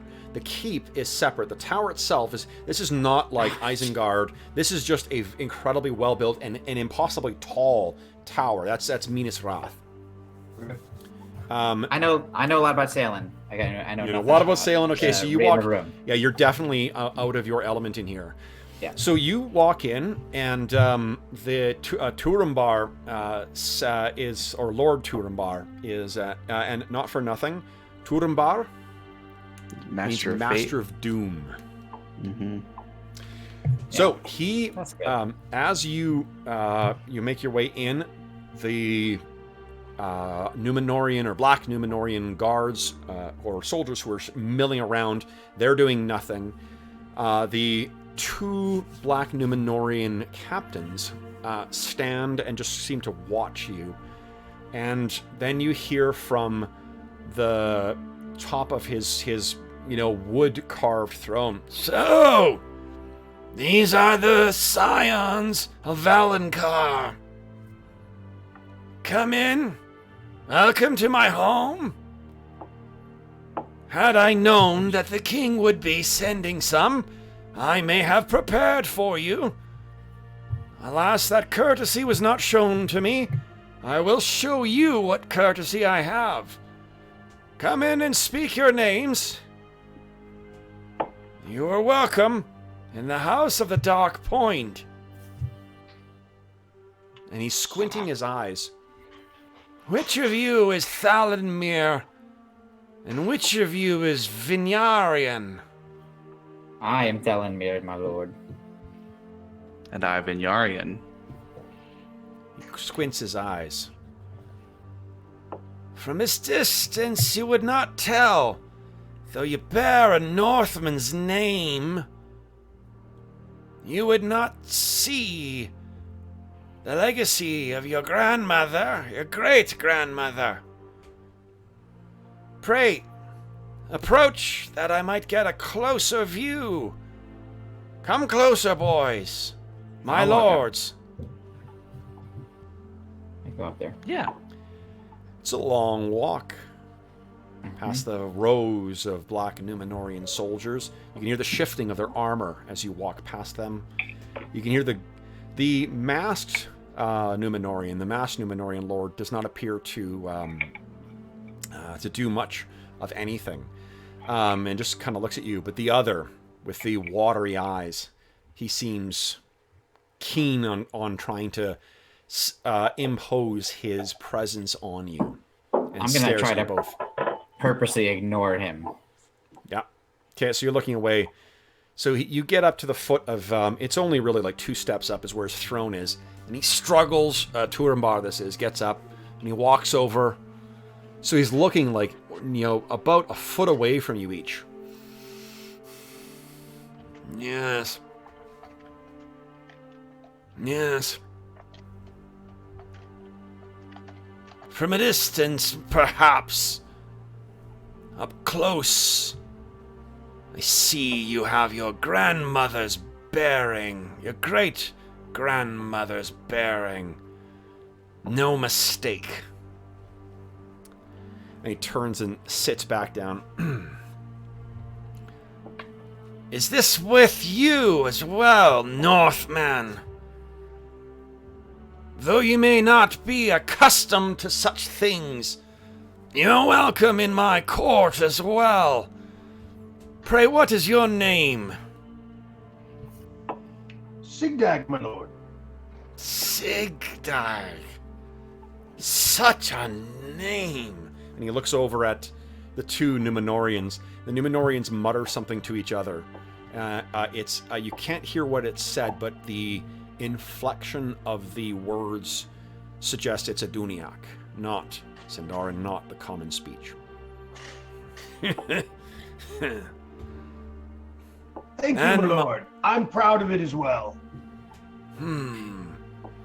Perhaps you did not hear. I took no pride in having you here, Northman. Then, I will not have it said, though, that the House of the Dark Point is unwelcoming to those doing the king's business. For we are all the king's men, are we not? And you hear the 2 Numenorians say, or one of them, the masked one says, in Aduniac, indeed we are the king's men.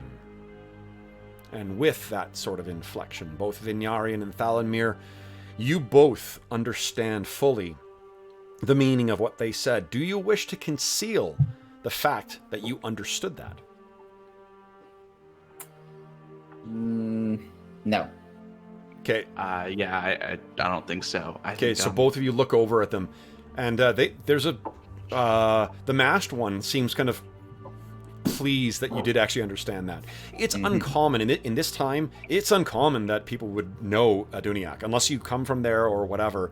It's 1600 years since the collapse of Numenor, and for political reasons, no one wants to maintain that language, especially when it separates the faithful from the other surviving Numenorians. But this masked man seems pleased that you understood him. Thalmir's gonna say, yes, all of us, all of our people must stand together, which is why we have come to bring the aid that you need.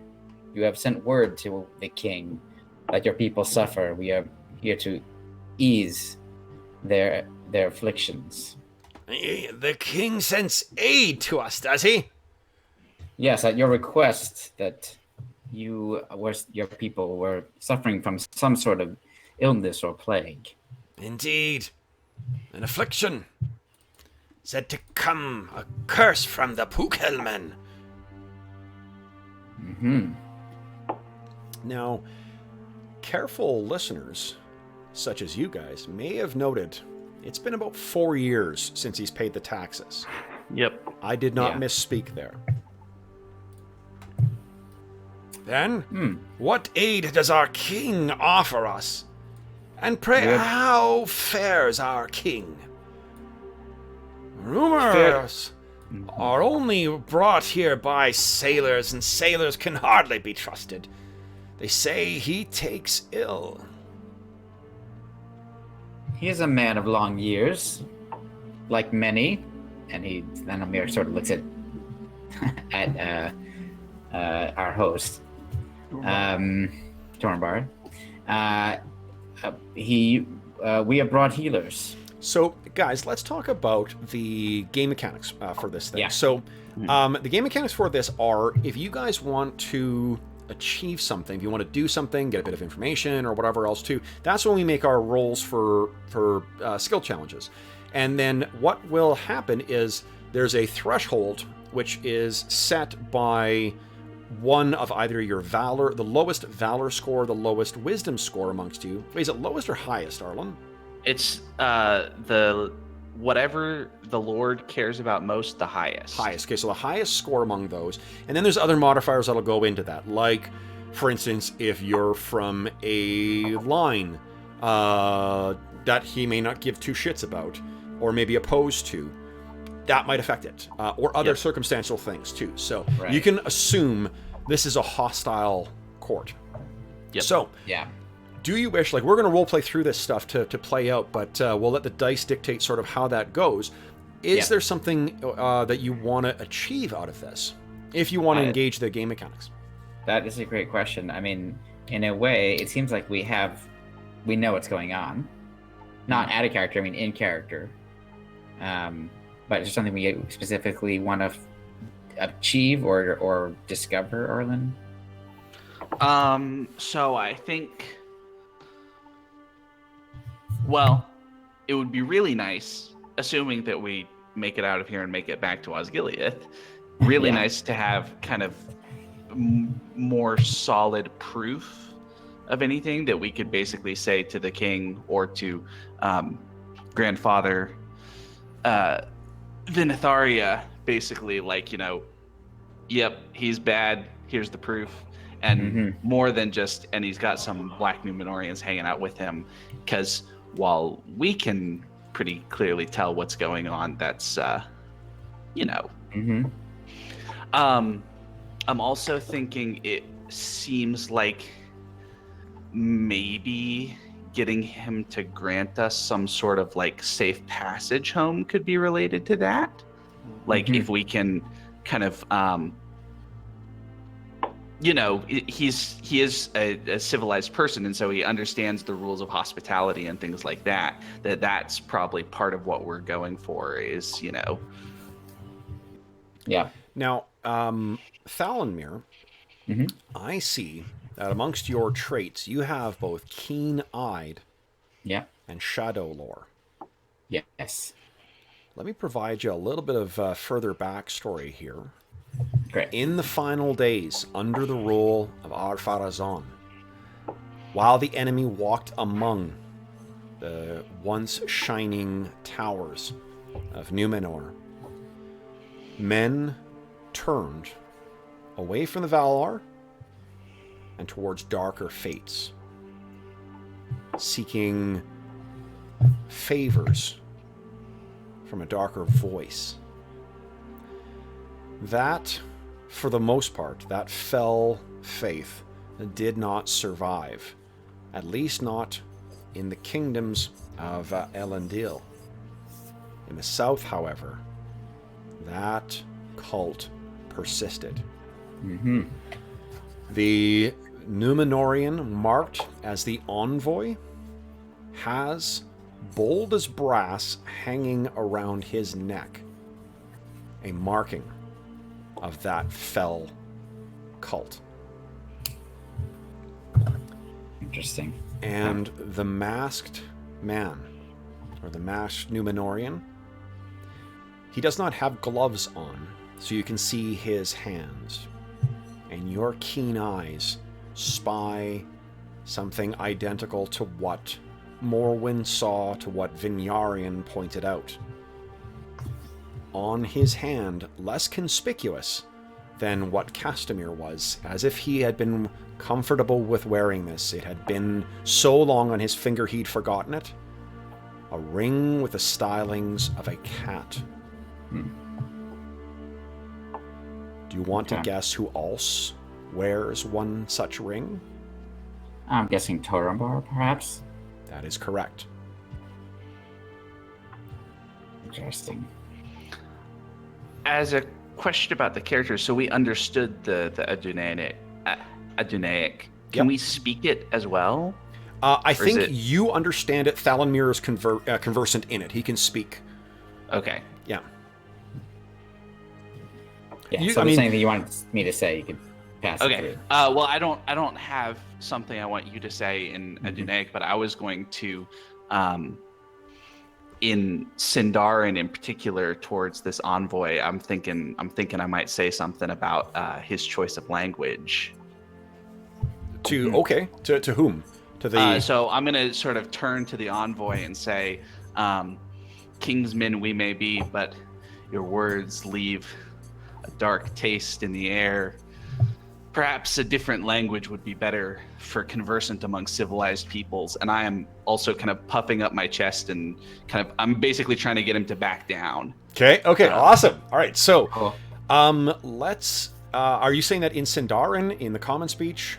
I'm saying it in Sindarin, the speech of the court of the king. Awesome. So he may not even understand it. Yeah, but everybody. Yeah. well, No, that's great. Turambar is definitely. So why don't you give us an awe check, please, against a TN of 16, please. All right.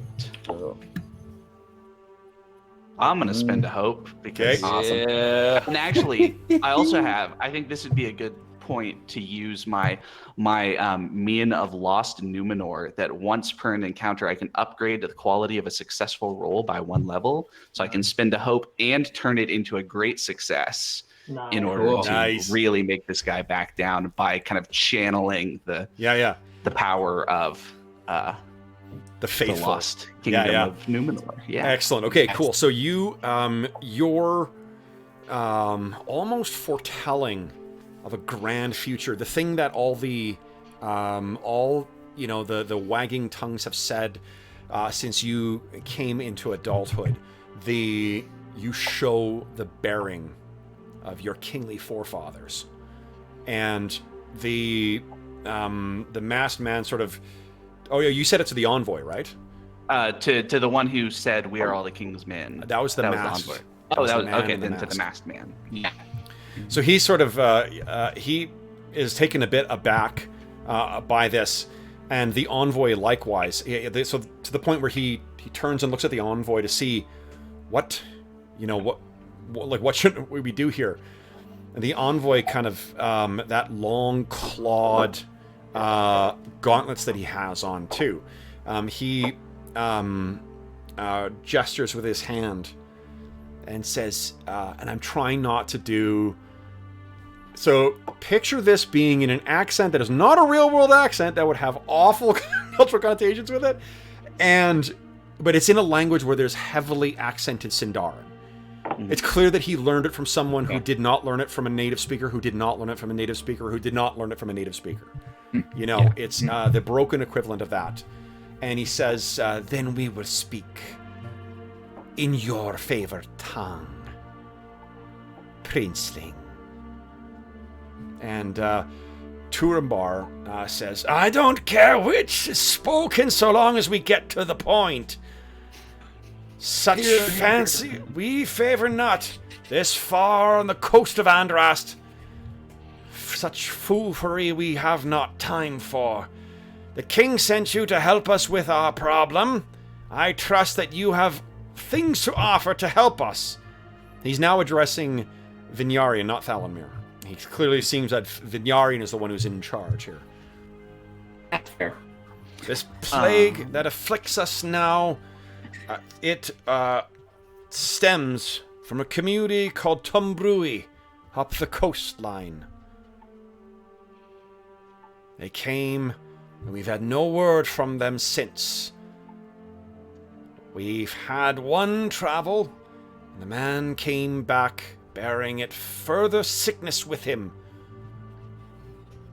The young, the women have all taken ill. It's said that one of their numbers in Umbrui ventured too deep into the Loud Valley and uncovered something dark from the men at the dawn of time. You don't know such things. Those so far away. We are far from Osgiliath now, lords. Dark things from ancient times wait in those hills and woods. Something was unearthed. You say you can help? Then travel there. Travel to Umbrui and deal with the affliction, so my lands will no longer be plagued, and your king's coffers full again. Eh? That is what we're discussing, is it not? It's almost as if he's challenging you here.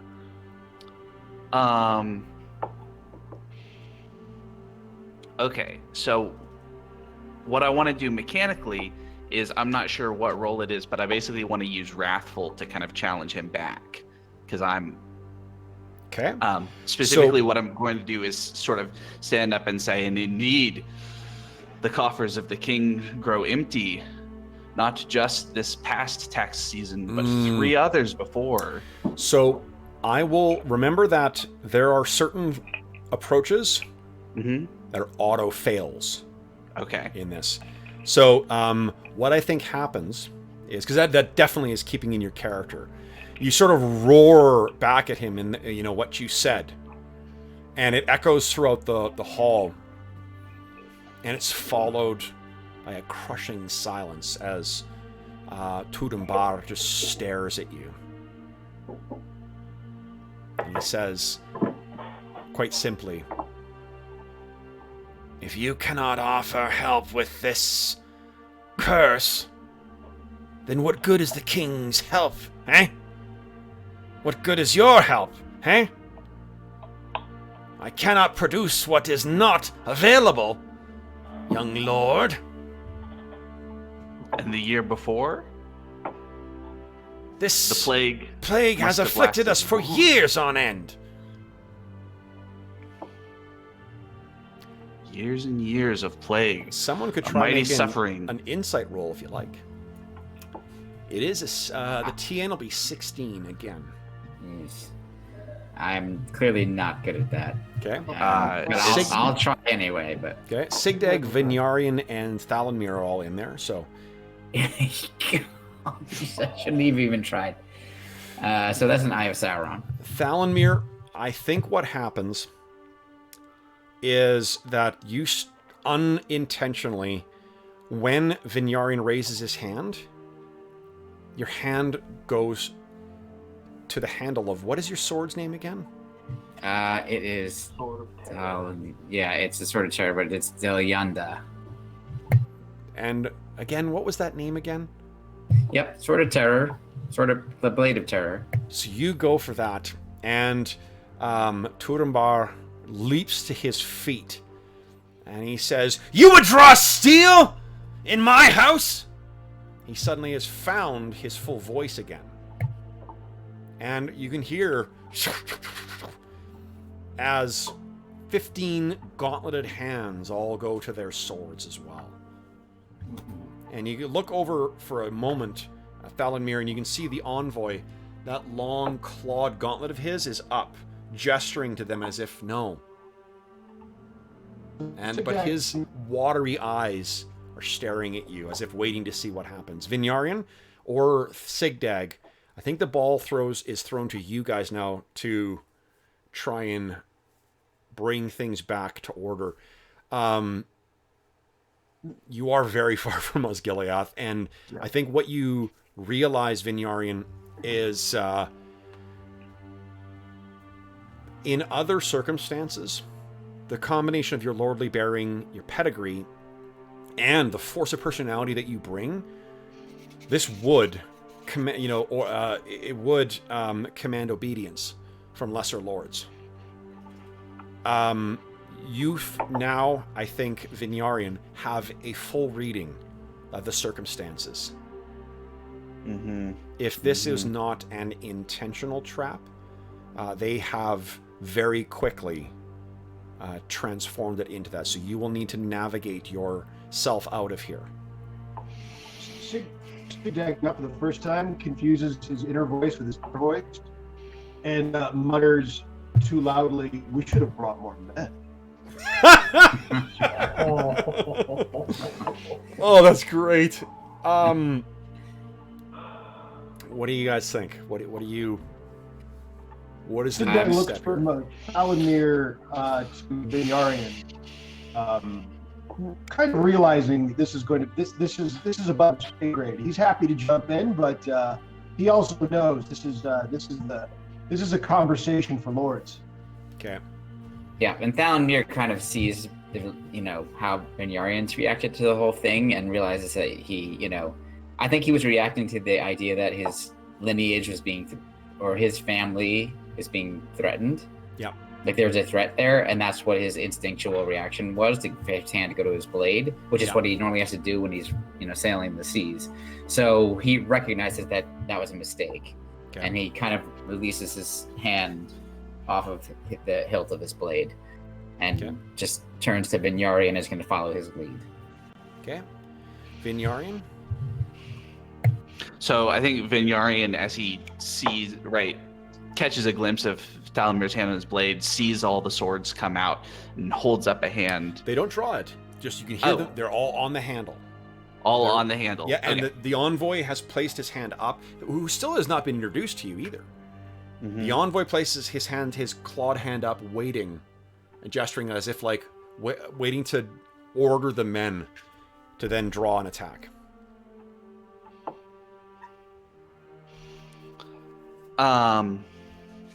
Okay, I'm trying to choose my words carefully, as is probably appropriate for the situation. Yeah, I would say so. yeah.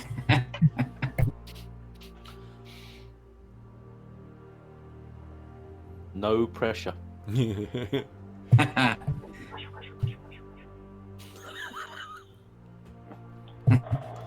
So, Vinyarian kind of takes a step, puts himself in between Turambar and Thalanmir in particular, sort of a physical demonstration that if something goes down, it's not going to be on our side.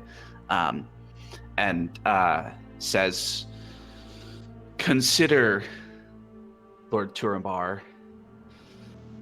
that though the distance from Osgiliath out here on these marches is great, that your estimation of the king's gaze does not falter. Know this, that the eyes and the ears and the voice of the king are carried in all with the true blood of Numenor, who have remained true to their fellows. And we here bring only the opportunity both to rescue your people from such evils as have befallen them, and to return you to the graces of the greatest sovereign in all of Middle-earth. Okay. And it's all in Sindarin again? All in Sindarin. Okay. So he, I think that sounds like you are being quite lordly, and you do not need to roll for this. So he seems as if literally chewing on the answer itself, on what, the conundrum of how best to respond now. The king is kind to have sent such things. A healer, I hear, from your houses of healing. Then, minister to those who are ill here, and see what can be done. Such expertise that we have here in the House of the Dark Point is beyond assistance. See what you can do. Go to Tumbrui. See if you can cure the plague and the king's reach there can bring an end to this, then yes, we will see the king's tithe flow again. And we thank our gracious sovereign. And he does a bow that is, you don't need to make a riddle roll to tell is really smarmy, but he's doing it in a way that is enough so that's not like sarcastic, to not make it clear that he is, a rebel. I think Vinyarian, because of the circles you likely run in, I'm not sure you've come across directly a noble that is so, such on the border of rebellious behavior as what Turambar is. The temerity of this guy, and then also associating and keeping court with black Numenorians is... Wow. The Numenorians seem cowed by you. They have nothing further to add, it seems. So it remains a mystery, then, as to which of them is Belzagor and which is Adunkor. So then Turambar kind of collapses into his throne as if to say, as if the effort of getting all worked up was sort of more than he could handle. He gestures, kind of waves to you, and he says, "You'll be guests of my house, you and your retinue. Tomorrow you can set sail." Yes? My lord, before we leave, maybe this is a good opportunity for an introduction. And Sigdag turns around and looks at the two, the masked as well as the. Of course, the other one. Northmen. It's truly the time come to such things as the Northmen are correcting my manners.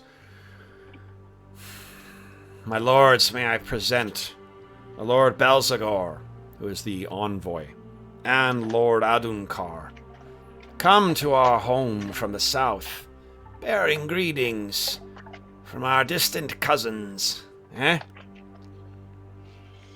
And the, having been so cowed by you, Vinyarian, they just sort of nod their heads towards you, as if to recognize you.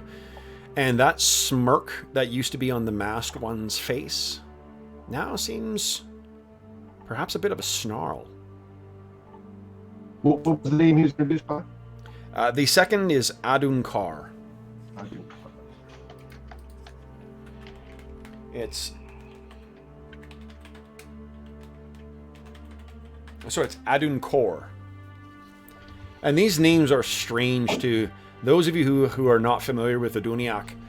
This is a very, it's an unusual language or unusual thing. So with that, unless there's anything else that happens in here, it does seem like you have been dismissed. It seems like we should head to Temruid and see if we can ascertain the source of this illness. Okay, so you guys will have some time to meet up with everyone again, unless Vinyarian, is there anything else that happens in that audience, or you honestly think that Turambar actually might fall asleep at this point? The way he sits back down and his eyes seem heavy. He's an old man, like he's no doubt he's an old guy, maybe not quite as old as the king, but perhaps within like 80 years of his contemporary. Of being his contemporary, I should say. Is there a way, Kevin, to evaluate Turambar for Shadow? I think insight. Yeah, why don't you give me an insight roll, please? So unless you've got a trait that might apply, I think it would be an insight roll, and it'll be a TN of 16, please. All right.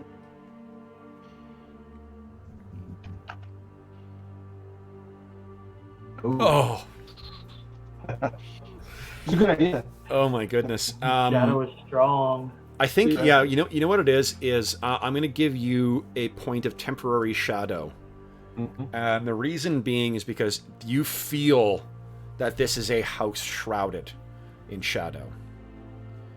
In fact, why don't Thalanmir, having recognized that this envoy is bearing a mark of such a cult, why don't you give me, I believe it's a wisdom roll to make a shadow roll. Is that right? That is correct. Okay, here we go. Target number 14. Yes, please. You can spend hope on this. I can, and what do I wind up adding to it? One, you add your heart. And my heart. Okay, great. Yeah, so I will. So it gives me a 6. Nice. Okay. So what's the so Sigdag? Unfortunately, this hits you hard. You can almost feel the shadows grasping at Turambar, and you spare an eye over at the envoy, and you've sailed those same ports that Thalanmir has sailed. You've met strange men from strange lands, and you've heard of sorceries that beguile the mind and the will. All sorts of evil at play amongst the men who did not remain faithful. So I think that's what hits you. You find yourself on, you would think you are in the darkest reaches of the darkest domain, far in the southern deserts, with how fell this house now feels. I'm feeling how far away we are from the capital. Yeah. How about you, Thalanmir? What's going through your mind? I mean, I think between the ring that I've seen on his finger and the fact that he's clearly trafficking with, Black Numenorians, and the idea that they're part of a cult that, clearly was part of the Shadow. Yeah. All of it is not surprising, considering, what we were, what the innuendo that we kind of took from our council. Yeah. Before leaving, so none of it's surprising. So he's not shaken by it at all, but he is, saddened. Okay. And to be clear, it's only Belzagor that wears that mark. At least, okay. if Adunkor has it as well, it's concealed on his body. The only thing that both Belzagor and Turambar are wearing is that ring. I'm sorry, the masked one. It's Adunkar. Adunkor and Turambar are both wearing the ring stylized with a cat. You can't tell whether Belzagor is because he's got that gauntlet on. I think Thanomir puts them all in the same boat, no pun intended. Sure, yeah. And just decides that they're all involved in the same things, Okay. even though that probably is not accurate. Okay. But that's just sort of what he just takes from what he's seen so far. Okay. So you guys leave and you have an opportunity to speak to each other. So you guys come out, you can see that the three of you can see that Morwen and Volfilia and that little kid who seemed to be working with the harbor master, they're distributing medicine from the stores that you brought with you amongst the people. Morwen, what do you tell the guys as to what's going on here? I explain that I've spoken probably by this point a few people to establish the details of the onset of the plague or rumored plague. Whilst I've been doing this, ever since meeting the guy who gave me the real bad feeling back in the Castamere. I've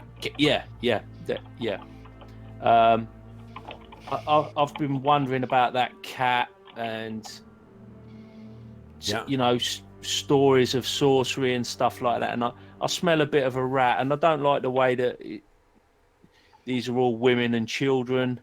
Yeah. And I'm wondering, do I sense anything unnatural about the nature of this affliction or this plague? Yeah. That's a good question. So because you've got the storyteller trait, what I can infer from Tolkien's works is that the story of Queen Beruthiel will continue to be a popular cautionary tale, again, for like more than 1,500 years. So you've heard of the Sorceress Queen, and you've heard how she spied on people through this too. And if, when Vinyarian and Thalanmir and Sigdag rejoin you, if you guys mention, well, how about this? How do you? Let's see, because I think there's a fun scene to be constructed here. How do you guys let Morwen know? Because again, he was the one who spotted that ring beforehand. He's the one who brought King Taranon Falconstar. Oh, sorry, Falastor to your attention, Vinyarian. So he seems to know quite a bit. And I think over the course of your trip, you've learned that Morwen knows an awful lot of the popular tales and so forth that you guys share, the songs that you guys would sing in the evenings. How do you guys inform Morwen about this? And then we're going to go from there to the connection to the sorcery. Sigdag might say, after Morwen gives a brief synopsis of the situation, what he's been doing, and it perhaps looks to us for how did it go? Or Sigdag says, it went as well as the den of black vipers, or should I say black cats could go. Sorry, Shawnee, you're breaking up a bit again. Now it's your turn to be. I caught about half of that. Yeah. Yeah. Can you hear me now? It's still still coming out. Yeah. Maybe type what you're saying, and then Vinyarian or Thalanmir. Do you guys say anything to the guys? I'm gonna kind of let Vinyarian the discussion, but I'll jump in. I'm happy to jump in. So you're processing this internally, Thalanmir. Yeah. And Vinyarian, what do you say? I think I'm going to assume with your wrathful bearing that they can tell that you're, you've got a head of steam going as you make your way back to the docks. Is that fair? Yep. Okay, so Morwen, there's your opening if you want to try and bring it up. You can see Vinyarian is seething when he comes back. His neck all red. And my trait is stern, so I'm just like blank slate. Yeah. And Sigdag, says, yeah. And I think Sigdag, so this is just one of those fun, happy coincidences, because Sigdag didn't actually spot the ring. It's Thalanmir who did. And he's not exactly the most chatty of cats, right? Cats, but he, what do you call it? So he says that maybe tweaks your memory, Thalanmir, and Vinyarian, I don't think you even spotted. No, I didn't. I didn't see the What do you say, Thalanmir? So then I said, and of course we saw they were They were wearing the ring of Eruthiel. Did you not, cousin? And more when you overhear this, and this sort of maybe gives your opening here. Yeah, and this isn't the first time, my lords, begging your pardon. This is not the first time that we've seen this ring on this voyage. It's been troubling me since we left the port with the captain of ships and his strangeness. I feel there is a plot afoot, and the tales tell of cats and sorcery. I'm sure you know the stories. Thalanmir, you certainly know that in the most, and actually Sigdag, you know this as well too. In the southernmost ports that you guys have visited, there is never a kind word spoken in Aduniac about the Queens of Gondor, except for Queen Baruthiel, where she has become a cautionary tale and a terror to scare children at night. The cats of Baruthiel will get you. She is spoken of with reverence and pride as one who near ruled Gondor in place of her fool husband.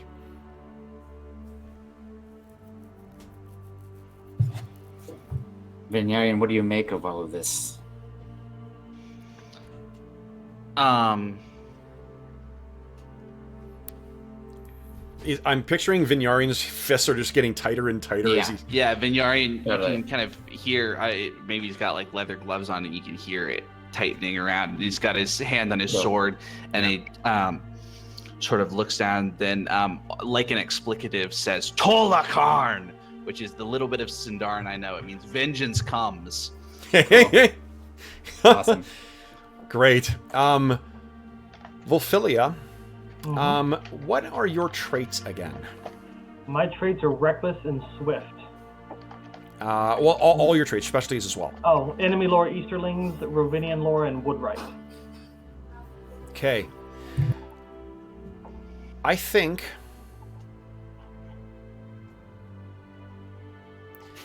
your reckless thing, and you can tell me if you think you're wrong. There's a point where one of the kids just cannot, and it's a really quite young kid, just cannot stop coughing. And it seems that like the young one is just doing nothing. And Morwen warned you, like, don't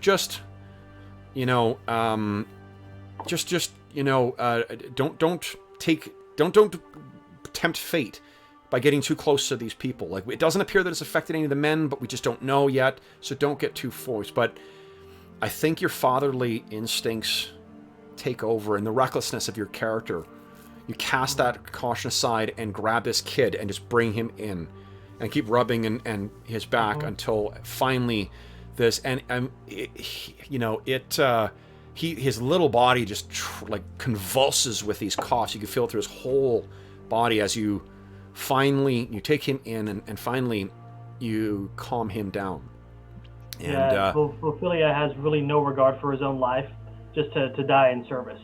Other than that, he's existing. So there's a passing line that the mother is just weeping and through coughs as well too. And what she tells you is it's a toss away thing that you would have otherwise not heard. And she says, "We are so grateful. Would that you have been here when that pale one first came." Pale one. A man from the south. He first arrived. We thought, though our Lord set us right, we thought when he arrived is when the sickness came. But then that man from Tumbrui, we learned he was ill as well, and that their whole community was afflicted likewise. Even their men? And the which, sorry? Even their men? So we hear. It's the curse of those Pukal men. Dark secrets they have. Thank you, my lord. I can take him again. I do not wish to burden you, and you don't want to get sick. Yeah, Ophelia hands the child over, and then he stands up straight and says, "Oh, I have a burden.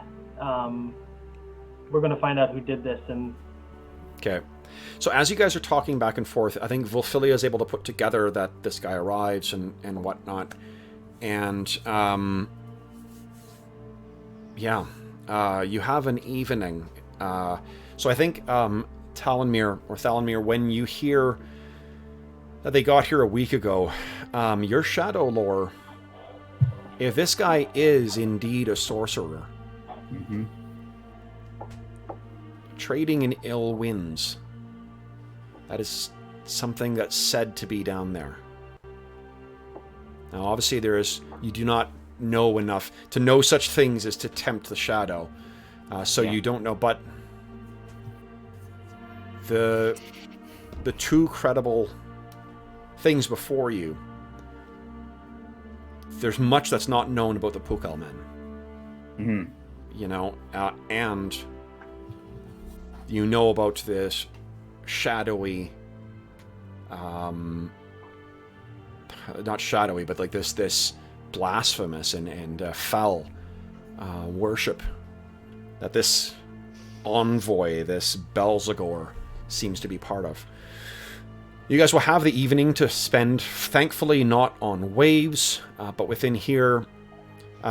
The Turambar himself and the Numenorians claim excuses to not be able to join you, but they offer you the use of their feast hall to relax and as a welcome to his house. So you guys have an evening to talk. What are we thinking? It seems that you've committed to traveling to Tombrui tomorrow. You've heard that it's less than a day's travel up the coast, and thanks to your charts, it seems like you will have no difficulty navigating them. It seems that despite what may be going on here with the leaders, these people are ours, and those who are afflicted by this illness must be saved, and that is what we are here to do in addition to our other mission. So I suggest we travel up river and see what we can do before returning to the king and reporting. Indeed, I think those are wise words, Thalanmere. It also gets us a bit out of the clutches of this dark man that apparently runs this area for the king. We might have to skirt him altogether to get back safely to tell the king what he needs to hear. It's possible. Okay. And I would not be surprised if this Belzagor was involved in whatever is going on here, but I think we will find that answer by going to the source of the illness. Okay. So then you guys have, understandably, a unquiet sleep. And you wake rested sufficiently so you won't take a mechanical penalty, but this house, and Sigdag in particular, this is your, having gained that shadow point, this is a house, a house under some sort of cloud. So, morning comes, and I'm assuming that Volfilia and Morwen are checking in on the people who they treated, and it does seem that their symptoms are better. And they are taking your advice, Morwen, and spending less time hanging out on the docks and more time at rest indoors. So that seems good. And I think it sounds like Sigdag is probably the one who gets there first, trying to get the crew together. Sigdag, when you reach the docks, when they first come into view, as you're making your way down, you spare a look up, of course, at Minas Wrath. And what does he make of this giant? You've heard about this thing before, and Thalanmere was talking it up the whole trip down here. What do you make of this imposing edifice? And so, to be clear, where we were yesterday, you said was Keep. Just the Lord Keep. Yeah. Not to be confused with the tower. Not completely the tower. The tower is something that was built as a lighthouse, effectively. And do we have any knowledge of its current purpose? Lighthouse, same thing. Same thing. Okay. Yeah, to try and warn people off from Uland. And have I noticed it operating at this point since we've been here? Yeah, it's still Yep. on. Yeah, Okay. they still maintain that. I think he's looking up at it as probably as a bit of hope. I mean, it's an edifice that was built under better times. Yep. You know, with not it's really not part of this darkness. It serves a purpose of the sea, you know, of keeping seafarers safe, and it's sort of an anchor in that way, rather than all this shadow now that covers. Yeah, love it. So as you kind of take heart in that a little bit, not knowing that there is a light, while there are shadows that fell with the downfall of Numenor, there is a course light. The kingdoms of Arnor, the kingdoms of Gondor, and Gondor stands strong. The line of Elendil remains unbroken. Gondor will persevere, yeah. And then as you walk into the view of the docks, there's one thing that stands out to you. There is currently one black ship, not two. This, of course, affects in no way the things you need to get ready for your captain. So you get things ready, and then later, Volfilia, I think Volfilia and Morwen are probably the last to arrive just because of checking in on the people. You guys can correct me if I'm wrong on that. But then Thalanmir and then finally Vinyarian arrive. So once all of you guys are back together on deck, you can all see that the black ship disappeared. And I think that Volfilia and Morwen have gained enough goodwill with the common folk here to hear that they apparently alighted in the night. Mm-hmm. Any indication as to where they may have gone? Which direction?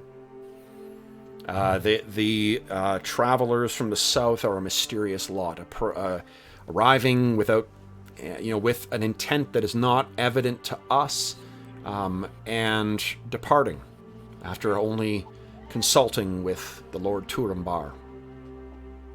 Any idea which of them it was that left? I think if you ask around, it is Balzagor that has set sail, his ship, the Tyranny. Mm-hmm. I imagine perhaps he's gone to take word of our visit. Yeah. Okay.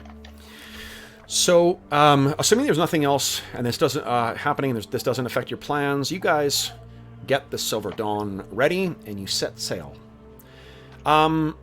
If you were to pick a mood, or a single word to describe the mood on board the Silver Dawn as you sail northward across this ragged and jagged coastline, what would that word be, guys?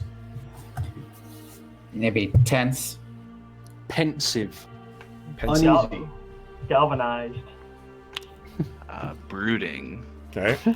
So Vinyarian is on the prow of the ship, staring out as only Well, High and Lords ringing in can. his head is the Aduneg King's Man Yeah. over and over again, and then contrasted every once in a while, just briefly, with this beautiful sounding version of that in Sindarin, and of course the Sindarin word King's Men Yeah.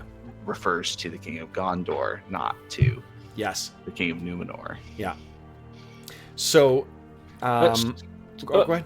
Sorry, Kev. At some point, I'd like to take Sigdag to one side and just say, in his experience on the seas, and that would it be possible that the Southerners may have sailed ahead of us and lie in wait to Hoping for it. to take on our vessel and maybe These damned mists. A valid thought, Morwen. Should speak up more often. Don't keep it to yourself, man. it's not my place, my lord. Yes, I know all that. Don't keep it to yourself. So one thing that is Thalanmir in your experience too, like you don't know much about the Pukel men. You've heard tales of people unearthing things, or the men of the modern age, of the Third Age, they are not creatures of those earlier times. And those things of earlier primordial times are, in your experience, nothing but destructive. They're far beyond your kind and kin. So hence my tension. Yeah. So the reason I bring that up is because you guys are sailing into a small community that may be afflicted with an ancient curse. There may be some plot of the Numenorians, of course, but there also may be some truth to what they've said, which is that they're sailing in there. So what preparations do you guys want to make? What are you thinking about how you're going to approach this? Sigdag's going to pass along the concerns about an ambush to the captain. Okay. Keep an eye out. Ophelia is going to warn them against a pale man, and to possibly avoid contact with pale men. Okay.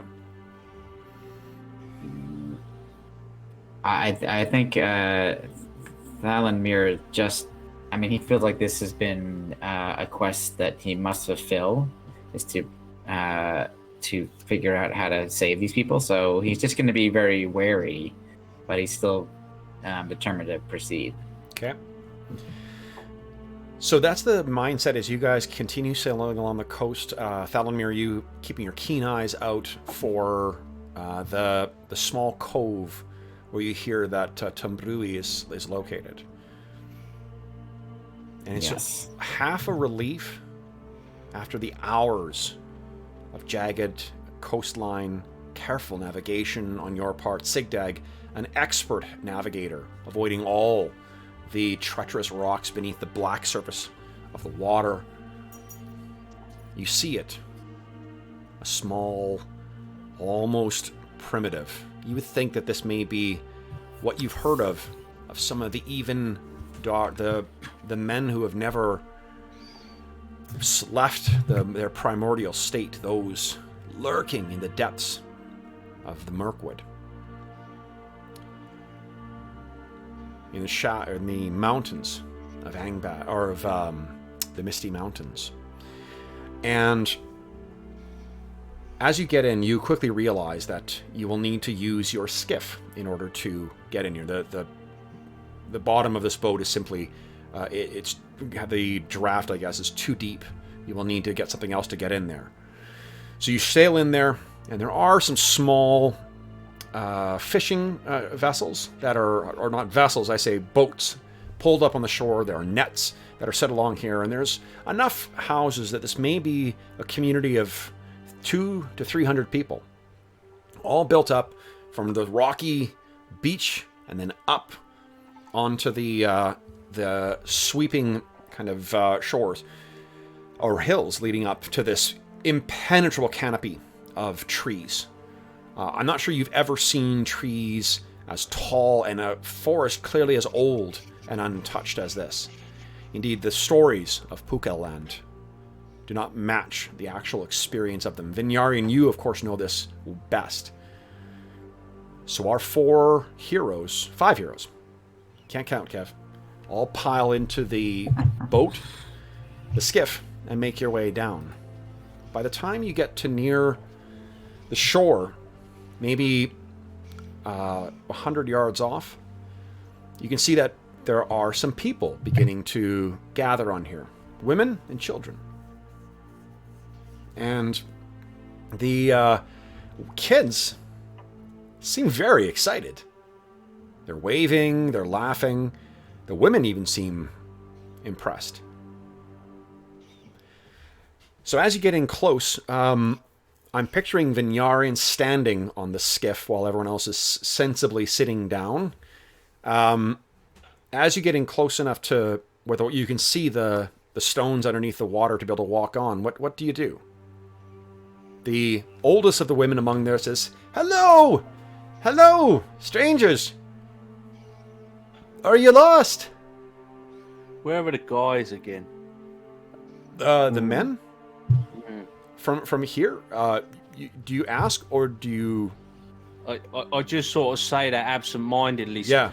I've been it's all kind of suspicious, and Yeah. I've got to the point where I've been mulling it over so much in my head now. It just kind of comes out. Okay. Sigdag says, "Speak up, man."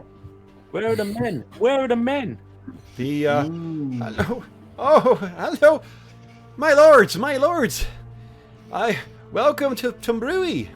I'm sorry, we don't have much to offer. What are you doing out here? Did you get lost? Are you having trouble with that ship of yours? So it seems like none of them looked sick. Like this is one of the things that No, Valandir's like. you don't need Morwen to help you learn. Yeah. So you guys, she's looking for a response from you guys at this point. What do you guys say? Is this a wild goose chase? I'm thinking. So Chase. Vinyarian's going to speak up and say, "We have heard tell of pestilences and curses afflicting this land, and are here to offer aid in service of ending those things." Oh my lord, curses, and the kids are starting to like hide behind their moms. The women are like, oh, there's a twitter of panic that goes through them. Plague is not something that especially small communities take lightly. Curses. Yep. The old lady says, whoa, just quiet, you hens. Now hold on, my lord. What do you mean by curses? What's this curses of which you speak? And who's that man with you? Oh, Cor, that one's got gold hair. I'm sorry, my lord. And they all sort of like look around, and then the old lady kind of gets on her knees because they don't really know what to do around lordly things, and all the women and children kind of follow, except for one little kid who's kind of like standing there, finger up nose, The lady says, I'm sorry, my lord. I'm sorry if we've displeased. We don't mean any harm. What do you mean by curses? So On your feet. Yeah, can I hop out of the boat and lift her up? Absolutely. Yeah. Cool. Yeah. So you get out of there, and I think they were terrified of your wrathful appearance, but in like that, your lordly bearing, and you look up, and what do you say to her to try and comfort her? I say, be at ease, and Oh, my lord. tell us what you know of Turambar, the Lord of Bar Morthil. Turambar? Is Turambar the one that sent you, our lord? Our lord's taken all our men. That's what I can tell you. Have you come to bring them back, then? He's raising a force. Mm-hmm. Yep. He's raising a force. What do you mean by that? And then one of the women hops up. She goes, have you seen my bill, then? Another one hops up. Have you seen Walter? How long ago were the men taken, please? Quiet you. The men. Well, they were taken, Cor, 3 years now. We have a ship that comes in what brings us food, but otherwise, we've been forced to scrounge. And them woods is where them Bukel men live. We don't let the kids go in too deep there. But the Lord sends us food, and we know things are hard there. That's what he took the men for, right? You've not come to take more boys yet. No. My That's Sam's not our not. purpose. He's not old enough to go just yet. And you see, there's really like, the oldest one is there's a kid who's on the ground that's maybe 13. Mm-hmm. What have you been? What's this about curses then? What do you mean? My lord, the words you use are so confusing to me. Are any of your people afflicted with disease? No, not that. No diseases, no curses here. This is just Turambar. I think we have our answer, my friends. Turambar sent us here knowing we'd find this. The ambush sounds inevitable. And at that moment, guys, you hear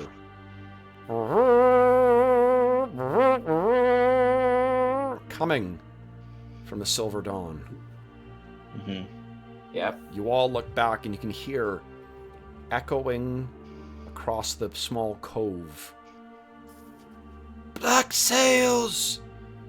Black sails!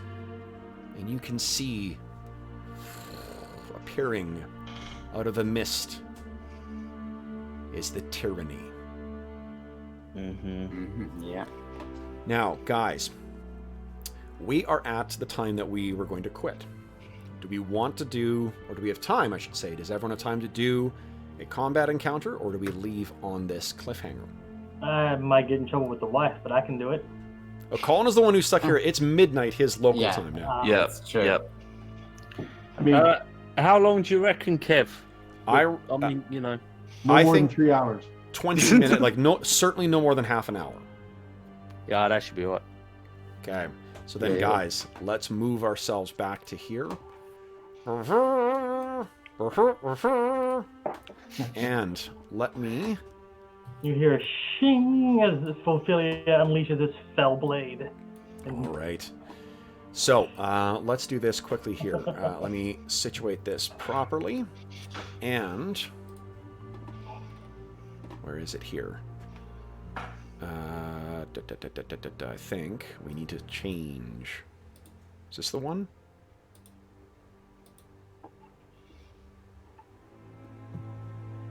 No. Is this it?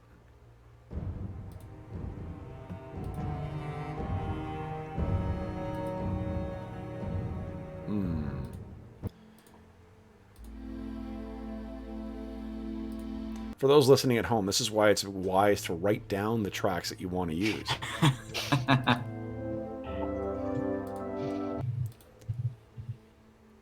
Oh, you know what? Hold up. I think I know which one it was. Is this Are these all Kevin MacLeod? Yes.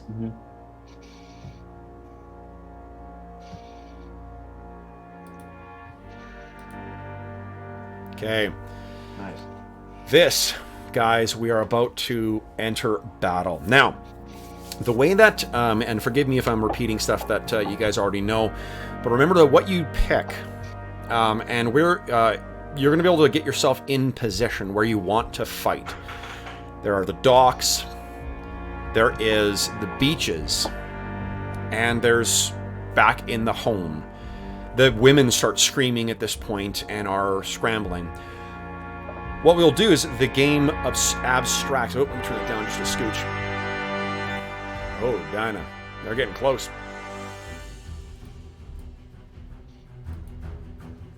There we are. That's the money. So what that we will do is this game abstracts sort of your level of involvement. What you need, what you guys can pick is to be in the forward, open, defensive, or rearward positions. If you want to do range attacks, you have to be in rearward. And if you want to be in rearward, you have to have... It's enough people to engage all the opponents. Is that right? It's 2 people in non-rearward for every person in rearward. Oh, there you go. Okay. Yeah. What that dictates for you is the difficulty of hitting you in combat and your difficulty hitting other targets. You'll see that in very faint lettering there is the target number. It's 6 in forward, 9 in open, 12 in defensive, and 12 in rearward. To that, you will add your opponent's parry, or they will add your parry to them. So, what you need to pick, guys, is how you kind of want to fight. And then you've got, in addition to just generic hit with sharp thing, you also have other options or other things you can do, which is dictated by your position. Intimidate foe is to try and drive them off. It reduces their hate, their ability to continue fighting. Rally comrades restores endurance to people. Is that right? Is it relieves fatigue? Yeah, Rally Comrades restores endurance based on the level of success. Defend Companion, you spend a hope in what, instead of their target number, which is lower, you use your target number to try and hit. And then Rearward is just to shoot. Shoot people with sharp shit. Is a rally song or... Rally is song or inspire. Okay. Yeah. Okay. What do we know about each other as far as our combat proclivities, like melee? Sure. Prior. Thalanmir is an excellent shot, as well as swordsman. Vinyarian is an incredibly capable warrior with a lot of armor. Volfilia is likewise a pretty badass warrior. Morwen and Sigdag are still capable, but not quite as. Well, and actually, Morwen has I think, a pretty good storytelling, doesn't he? Or Inspire? Yeah, I got 3 in Inspire. Oh yeah, so there's and healing as well, and deep wells or deep waters underneath our fair Morwen here. So I'm happy to be either forward or rearward because I have both options. So you can see there's a longboat full of those soldiers coming in, and through the mist, archers with flaming arrows. Oh, that's not good. Ophelia can actually I'm going to be shooting. go in any roll, so. Okay. If we're going to open up with... and we can move our position on subsequent rounds? You can, yeah. How does it work, guys? I can't remember. So the way it works, so the first thing we need to do is, we need to roll battle for bonus dice, and we need to resolve volleying. So everybody who has a bow gets to shoot before the melee is joined. Yeah. As do they. Yeah. Yeah. So I have a rules question. I know you said no options from the Adventurer's Companion. Yep. But there's one that I'd like to use, which is the Enhearten Comrades instead of Rally Comrades. Wait, do you think that you donated to make this session possible? Well, it's a lot more useful for me because I'm wearing super heavy armor. Absolutely can do that. Yes, absolutely. Okay. And John, I mean, you've played this before. You know the what's it's well. If you have 2 weapons, you're welcome to do that. But I think that you're. Ophelia was not built for that. No, that's why I was reluctant to suggest that anyway. Let me get the number of people. Yes, and here's the other option, guys. So it is you need 3 successes with a movement skill, an appropriate skill, to get out to the ship, to get out to either your ship or to get out to the Tyranny. Mm-hmm. The Tyranny is going to have archers that stay on there, that will be targeting one of yourself, your ship, or the Innocents. So, what you can also do during this combat is you can choose to try and, on each round, use movement skills to try and get out there and stop them. So that is another option for you. There are also a whole complement of these warriors coming on to the beach. In addition, at the prow, standing as proud as what you were, Vinyarian, is Belzagor. Yep. Okay. Now, let me quickly get my guys here. Has everyone committed to that? Do you guys want to quickly, while I'm getting these tokens out, do you want to talk strategy here? Will you allow them to add those flaming arrows? Seems to me that the thing to do is to fight on the beach to try to take down Belzagor and his men that are here, and then we can deal with, whatever else as it comes up. But that the priority is to hit him hard right here. Yeah, I agree. Belzagor should be our main target. What about getting these innocent people off the scene? Have we got a plan for that at all? I can tell you. Yeah. So here's the consequence. Obviously, like, you're getting your ship set on fire, that has a natural consequence. Yep. If these individuals, if these people are injured, there's definitely going to be some shadow that might come from that. That is a very bad thing. So I wonder if do we want to have one person trying to get people to safety or something? Covering fire or I don't know. I could try and rally the people back to their out of the firing line at least, perhaps. Yeah. Out of range, or I don't know. Well, Ophelia is swift. That's one of his traits, and he's good in athletics, so he could probably make the trip to those boats or get the villagers to safety and come back to battle lickety split. Yeah. So he's got a choice between protecting his lieges, which he's got an urge to do too, and then the innocents, because he's already seen children die and he doesn't want to see that again. Yeah, I think so. Thalanmir and I've probably been Urian as well are more concerned about the innocents than ourselves. Yeah. So yeah, Ophelia will try to get the innocents away and protect them as they head to the forest. So that, Cool. what do you think for your turn then? Well, first off, let's do this. Let's do the volleys beforehand. Let me get the stats for these schmoes. Is everyone in the position they want to be in? Yes. And again, like it's abstracted, so this is sort of like the relative level of engagement that you're in. You're not literally lined up in a weird, you know. Mm-hmm. Okay. Oh, Jesus, I'm breaking shit. Clearly the first critical hit is on my desk. So let's see here. Guys, where is that? Where are the stats that I need? I mean, clearly I communicated that to you by not saying anything. You know? And we roll battle to get battle dice, right? Yes, you Yes, guys can we do roll. that. So let's do that quickly while I'm fucking around here. What's our target? Target 14. Oh, you know what? Hold on. I'm going to make the target 12. Oh. This is, you guys have been itching for this. This is a battle you've been looking forward to since you first laid eyes on the Black Numenorians. Well, I made it with a good success, I think. A great success, so you get 2 dice. And we saw it coming. And you saw it coming because you have seen a film before. Ooh, a Gandalf. Vineyarian, yes. Doesn't do anything super special except it's a success. But Oh, yeah, it doesn't summon Gandalf? does not summon Gandalf with a whole horde of Rohirrim. So or that something is, like having been a player in this, I think that is bunk. So if you want to tell me something that you think would be advantageous in the scene, I'll give you a 1-point modifier to your difficulty numbers. Look to the east.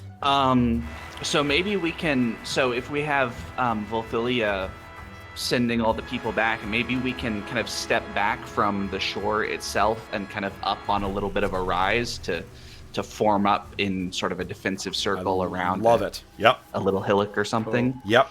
So your target numbers to hit will be 1 less than what the Black Numenorians will be. Nice. Nice. Thanks, Vineyarian. All right. So you say, and I think you know, maybe you see this as well too, and it's Vineyarian who's like, back, and what is it? The sword of Blade of Terror and Blade of Hope come out now, guys. Oh yeah. And, you know, it spell will. blade that has a sheen to it. Yes. Shing. My first round, Forged in the I'm blood of just gonna those that fire killed it. my children. Haha. Okay. So you draw the blade. So let's do this first. So the volleys, because of the distance that's coming in, I'm going to allow 2 volleys. And I think how many do bows get? Is it 1 or 2? 1 or 2. I think it's only 1 volley normally, right? And then if you're 1 an volley elf- normally. Yeah. And then if you're And then there's no, some 2. special bonus. Oh, is it 2 for bows and 1 for... Yeah, it says bows It's like 2 for 2. bows and 1 for spears. 2 if distance throw. is greater, it says. Oh, so 2. So I'll give you guys 2. That means you and the archers. Okay, so now first thing, knowing that the archers are going to target. Right now, they are going to target your ship. No, that's not true. They're going to target you for the first 2 for these first 2 volleys. Then they may change, and you guys can choose to do things to try and either attract their attention or get to the boat and stop them. All right. So first up is heroes get to do your volley now. So the difficulty is 12 plus the parry rating of the target, and I've got stats here. One sec. And if you say I don't, I say you're a filthy liar. That's actually not true. Then I would be the filthy liar. I do not have them ready.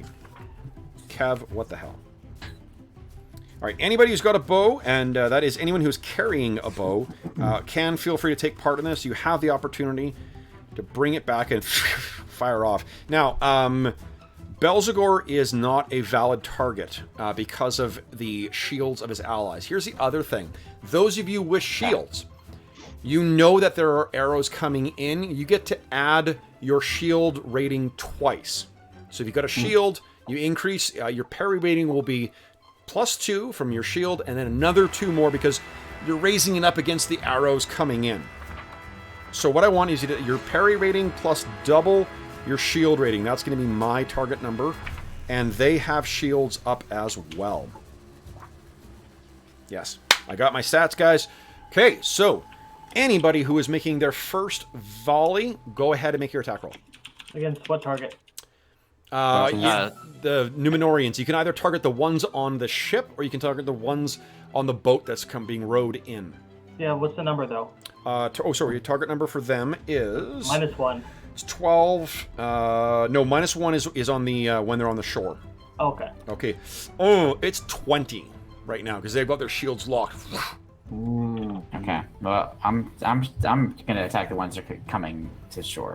Yeah. I'm still going to try and volley them. Well, the Okay. ones coming to shore, at least. Yeah.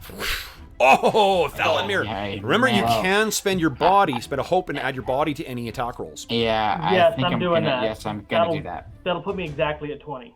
Nice. Okay. How about anyone else got bows they can use? Yes. Yeah. How do you? Oh, got it. I'm on it. Hang Yeah, on. and target number 20.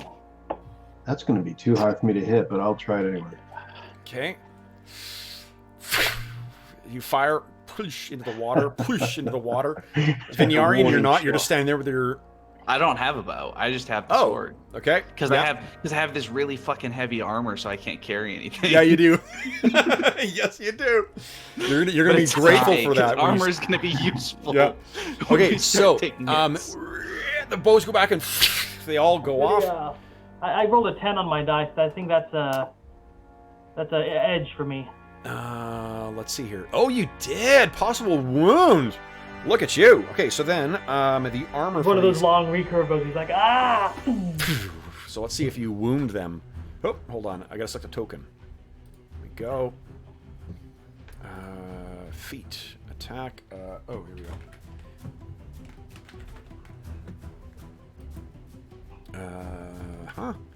What is your wounding number My wound, for the what bow? is it? It's the edge of 10, injury 14. Injury 14. Okay, here we go. No table with that name. Oh, fuck. I'm a dummy. Hold on.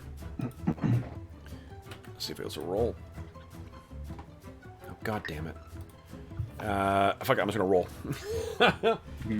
Here we go. Oh, I'll grab dice. Sorry, guys. This automated character sheet. Down. Okay. 14. That is... No. So one of the Numenorians, what does it look like as your arrow goes in, wounding him? So he just pulls it back and he shoots it, and it just like arches and spins. And then one archer's like about to shoot right at Vinyarian, and it takes him in the neck, and he drops over the side. Yeah, nice. Okay. That's right, they won't have their shield bonuses because they're using their damn bows. So of course not. So Vinyarian, you're actually the only one who benefits from that double shield thing. Or from the shield at all, to be honest. All right, for the rest of them, let's see here. There was normal hits. So- What is the damage? So, Damage 7? for the, on the So what it bone is it yeah. does whatever's listed there. If you rolled a 6 on one of your success dice, you add your damage. If you roll 2 successes, you add double your damage. Okay. Your Yeah, damage stat for My ranged. range damage is 7. Okay, so 7. So one of them is hit, but not injured, but not down. All right, they get to return. so fire. I hit because I spent hope. Yeah, yours is the one that hit, and it did 7, right? I do 7. Yeah. Oh no, there's I'm a- wounded. I killed the guy. And Yeah, he you did killed the guy 7, outright. Yeah. Okay, and Yeah. George, you do endurance damage to him, but John got to do the special wounding thing because he rolled Yeah. well on the feet die. Okay. Yeah, I just didn't know if you had gotten the 7 from me. Oh, I did. Yeah, so that was the one that was the narrative. Okay, so then they return fire here. Let's see. So first on, there's only 5 left. So on Sigdag, what's your parry? My parry is 4. Parry is 4. Okay. So here we go. 4. That means their difficulty is a 16. Oh yeah. Okay. 1 arrow hits next to you. Miss. 2 on Volfilia. Miss.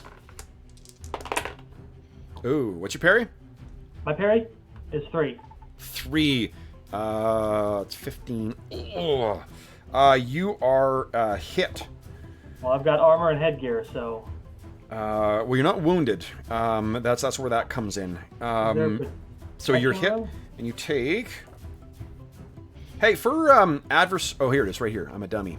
You take 4 points of damage. Oh, so 4 endurance. Yeah, and it'll track. It's the red bar in your token. Morwen, you got 2 on you. What is your parry? 3. 3. Okay, missed. 15. Barely missed. And 2 on Thalanmere. Miss. What's your parry again? It's 4. Miss. I didn't even hit 12. And Vinyarian, finally, yours is going to be double your shield. Yeah, so I'm T in 19th air right now. Oof, okay. Nice. Miss. And that's it. That's all of them. So these arrows go back and forth. The boats go in closer. So close to engaging now. Guys, do your second volley. Ophelia didn't look at the guy that Same shot difficulty. him. Oh, hold on. I was cheating before. Difficulty now is... I'm going to give you a discount because I screwed you over last round. I added their shield. Oof. So their difficulty is going to be a 16 in total. Okay. I'm gonna spend a point of hope, and that'll put me exactly at 16. Okay, hit. Morwen. Okay, and Sigdag. Is it possible for Sigdag to change positions to defensive on Thalanmere? Yep, of course, yep. So he's going to raise his shield this time. To protect him. I love it. Yeah. Okay, cool. That's awesome. Okay, so yeah, you move into position. You got your shield up. You're going to gain. He sees that his own skill is flagging and hitting this moving boat of men, so he'll just defend Thalanmere instead. Yeah, awesome. Like, and he throws it to the side and brings the shield up in front of Thalanmere. Thalanmere, do you spend hope? I did. Yeah. Okay, nice. So hit again. So one of the guys drops from being hit.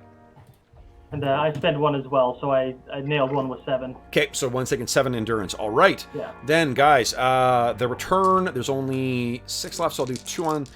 I'll just do 2 on Thalanmere. Let's see here. Mm-hmm. That is a that's a hit. You take 4 endurance. Okay.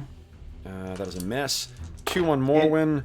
Miss. Does my target number come into play for Thalanmere? Oh, yes, it does. Never mind. So Thalanmere, you're about to get hit, and then Sigdag jumps in the way, hits his shield. You do not take damage. Awesome. Yeah, my shield is 3, so I guess it'd be 6 if that matters. Yeah, that's huge. Okay, so Vinyarian, again, they also fire at you. No one else is hit in the second volley. However, Belzagor. So if you spend hope, you can add your body, yeah? Yes, you can. And if it's an underlined thing, you get to add your favorite body. Favorite body, yeah. Yep. Thalanmere, you are the one who can hear a foul voice on the wind. And you can see, in the film version, we see you look over, and then we see a real close, tight shot of Belzagor's lips, whispering. And something. I yell, "The magic of the shadow!" And I point towards Belzagor. Okay. And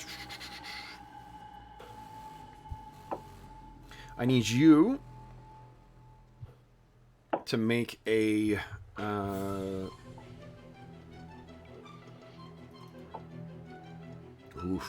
need you to make a shadow check for me, please. Okay. And that's that is right? wisdom. Yeah. So difficulty is going to be 16. Okay.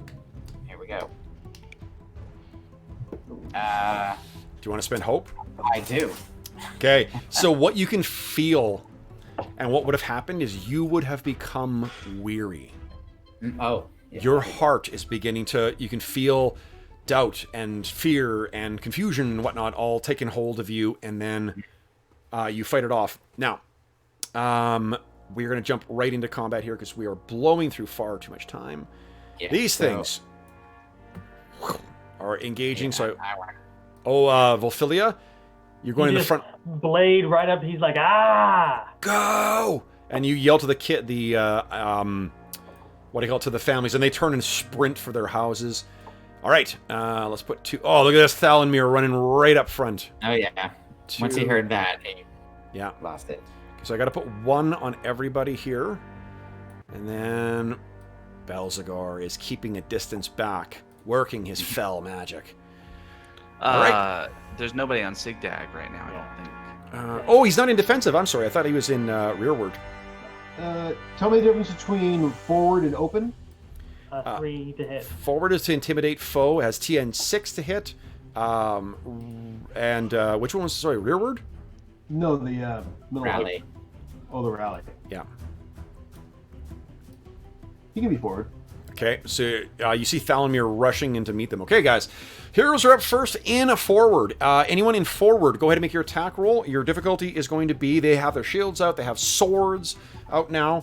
Okay. You're rolling against a difficulty of... actually, only 12. Cool. Anyone who's got an attack, go ahead and make it. That is a wound threat with my sword. Nice. Okay. We're going to have them go down when you wound them. So So it's a 16. all 3 of you hit. Thalanmere, you also... great success. Nice. Yeah. So Thalanmere is going to drop 1. Volfilia, you injure 1. And Sigdag... Well, Ophelia, that's a wound threat.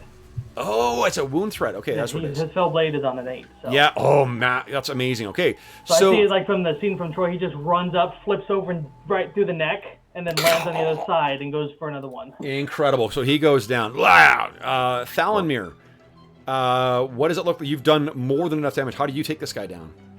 So the guy is running at me, and then I just leap forward before he thinks he should be stopping. Yeah. And he actually comes at my blade as I slice through his neck, and he just goes down. Incidentally, those of you with fancy blades, these would definitely count as evil, men.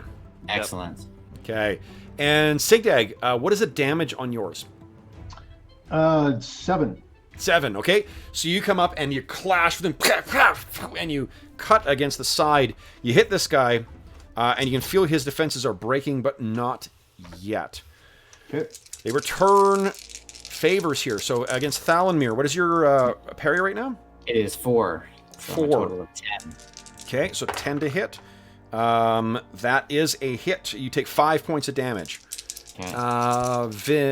Sigdag, what is your parry? Parry is 4. I do have a shield. Okay, 4. Yeah, add your shield, so it's 7 in total, I think. 7. 7. So it's 13. That is also a hit. No. No parry. You take 5 points of damage. So your endurance is reduced by 5. Remember to track if your endurance goes below the fatigued level, you are weary. And just on your character sheet, trigger it down to being weary. It'll automatically calculate what dice you should be using. Next row, Morwen and Vinyarian. What are you doing? I am going two-handed with my longsword. Okay. I'm making a sort of like a sort of a step by the guy and swing back, try and hamstring one of these fools where I can see their armor's not so good. Okay. And they're on a 12, yeah? Yeah. So hold on, yours is... No, it's not 12. Oh, no, it's 9 plus... It's 15, actually. Okay. Oof. An Eye of Sauron. Oh, boy. What does that do in combat? I don't know if I can help. I think it just counts as 0. It only has its special thing in travel, where it creates a special. But it seems like, in the spirit of counting, the Gandalf says something special that surely it. I think it really should. Yeah, I agree. So I'm going to give this guy an extra dice on his attack against you, his counter attack. We're going to quickly do that. What is your parry? It's 3. 3, 9, 12. Oh no, he hits you. You take 5 points of damage. Is this a common? This isn't a common skill roll, is it? No, it's not. This is a weapon skill. Okay, so you swing at him, and this is the first time maybe Morwen's been in proper battle. He batters the sword aside, spins, and cuts around at your back. Vinyarian, what are you doing? What did I take damage, Kev? Sorry. They did 5. 5. And that damage comes off your endurance, that's right? It does, yeah. If you click on the token and take it away from the red, it'll automatically calculate it in your sheet. Cool. And then you just need to keep an eye and see when you get to, or if you get to weary. Sorry, Arlen, what are you saying? Yeah, I am just swinging at the guy on me. Okay, go ahead and make your attack roll. Difficulty will be 15. That's good for 15 points of damage. How does this guy go down? So it's a sort of double move, one stroke coming up and another one take him down. Okay. Nice. All right. So then the one that was, yeah, there's no counterattack for him. There's just Belzegor. He turns towards you, Vinyarian. He has had his eye on you. Would you kindly give me a wisdom check? It's a shadow check. Yeah. Target number is, what did I say, 16? I think 16. Yeah. That's not good. How about your wisdom? Is your Oh heart... no! My heart's only 6. I can only get it up to 15. Okay. So I'm taking the penalty. Yeah, Can so use you one are... of those extra battle dice that you've got? Oh, well, I don't. Yeah, it's not for a shadow check, Yeah, I don't unfortunately. think that's for. So yeah, this I think is that's looking for- at you, and you can hear that fell word, and you look at this guy, and you are so far from Osgiliath. And the enemies of Gondor are so numerous, your heart stutters. So you are now weary as this foul magic afflicts you.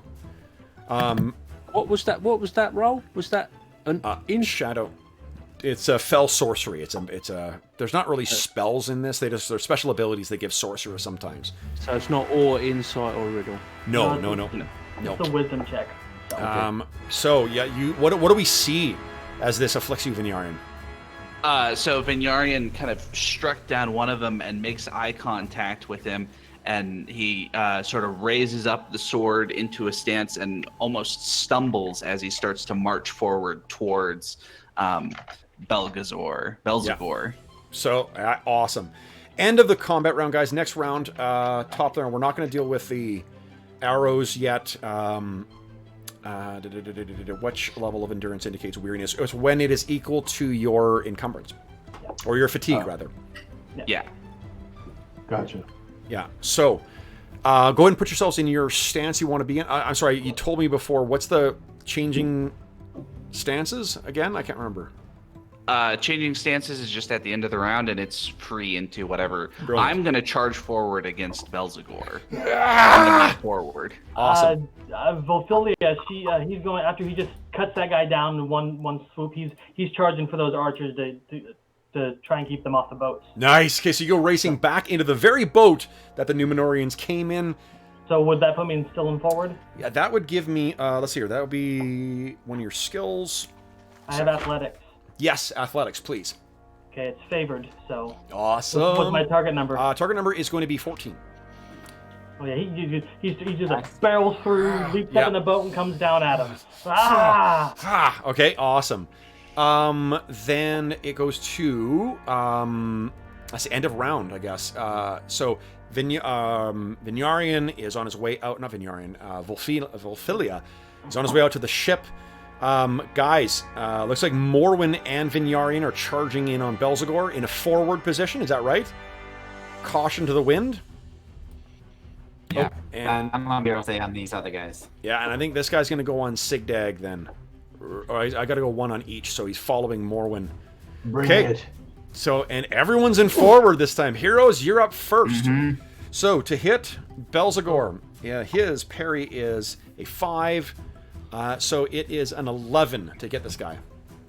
So first thing I'm going to do Are these the is archers over that here? because I have the presence of Lost Numenor, I can fight in the forward stance and attempt an intimidate foe combat task Yeah. in addition to my attack roll. Yeah, it's awesome. Instead of so I'm going to do what is let me check what the difficulty is. It's based on TN is 10 plus the highest attribute level among all So it's foes. 15. 15? Okay, roll an awe against 15. Battle die. Make it work. There we go. And With a great I don't success. Move that out of the water. How about that? Oh, and so- none of it's afflicted by your weary. That is so great. What do we see? so I roar out, Tolakarn, Elendil, and Gondor. Awesome. So you go racing forward, and now it is time for Belzegor. Oh no, To fear. I get to attack also. No, I'm saying he is going to be weary. Oh, okay. You've broken his spirit, and he kind of. Go ahead and make your attack roll. All right, attack Target roll, number is and an you said 11. target number is an 11. Oh, Nice. So, You That's have a Gandalf. that dice. that's a Gandalf, so that's automatically a success. Okay, what's So, he is an evil and man. What is And that's the a threat with your sword with the wound. and that's a threat with the sword for a wound because it's a Gandalf. Well, let me just grab his Him armor down. of Him down. 0. Yeah, so he gets to roll a feat die, and if he gets an Eye of Sauron, he isn't wounded. But How do you kill Belzegor? Oh, nice. so first I parry aside his sword. He was gonna get me. I parry aside his sword and knock him backwards, and then in one stroke just decapitate him. Okay.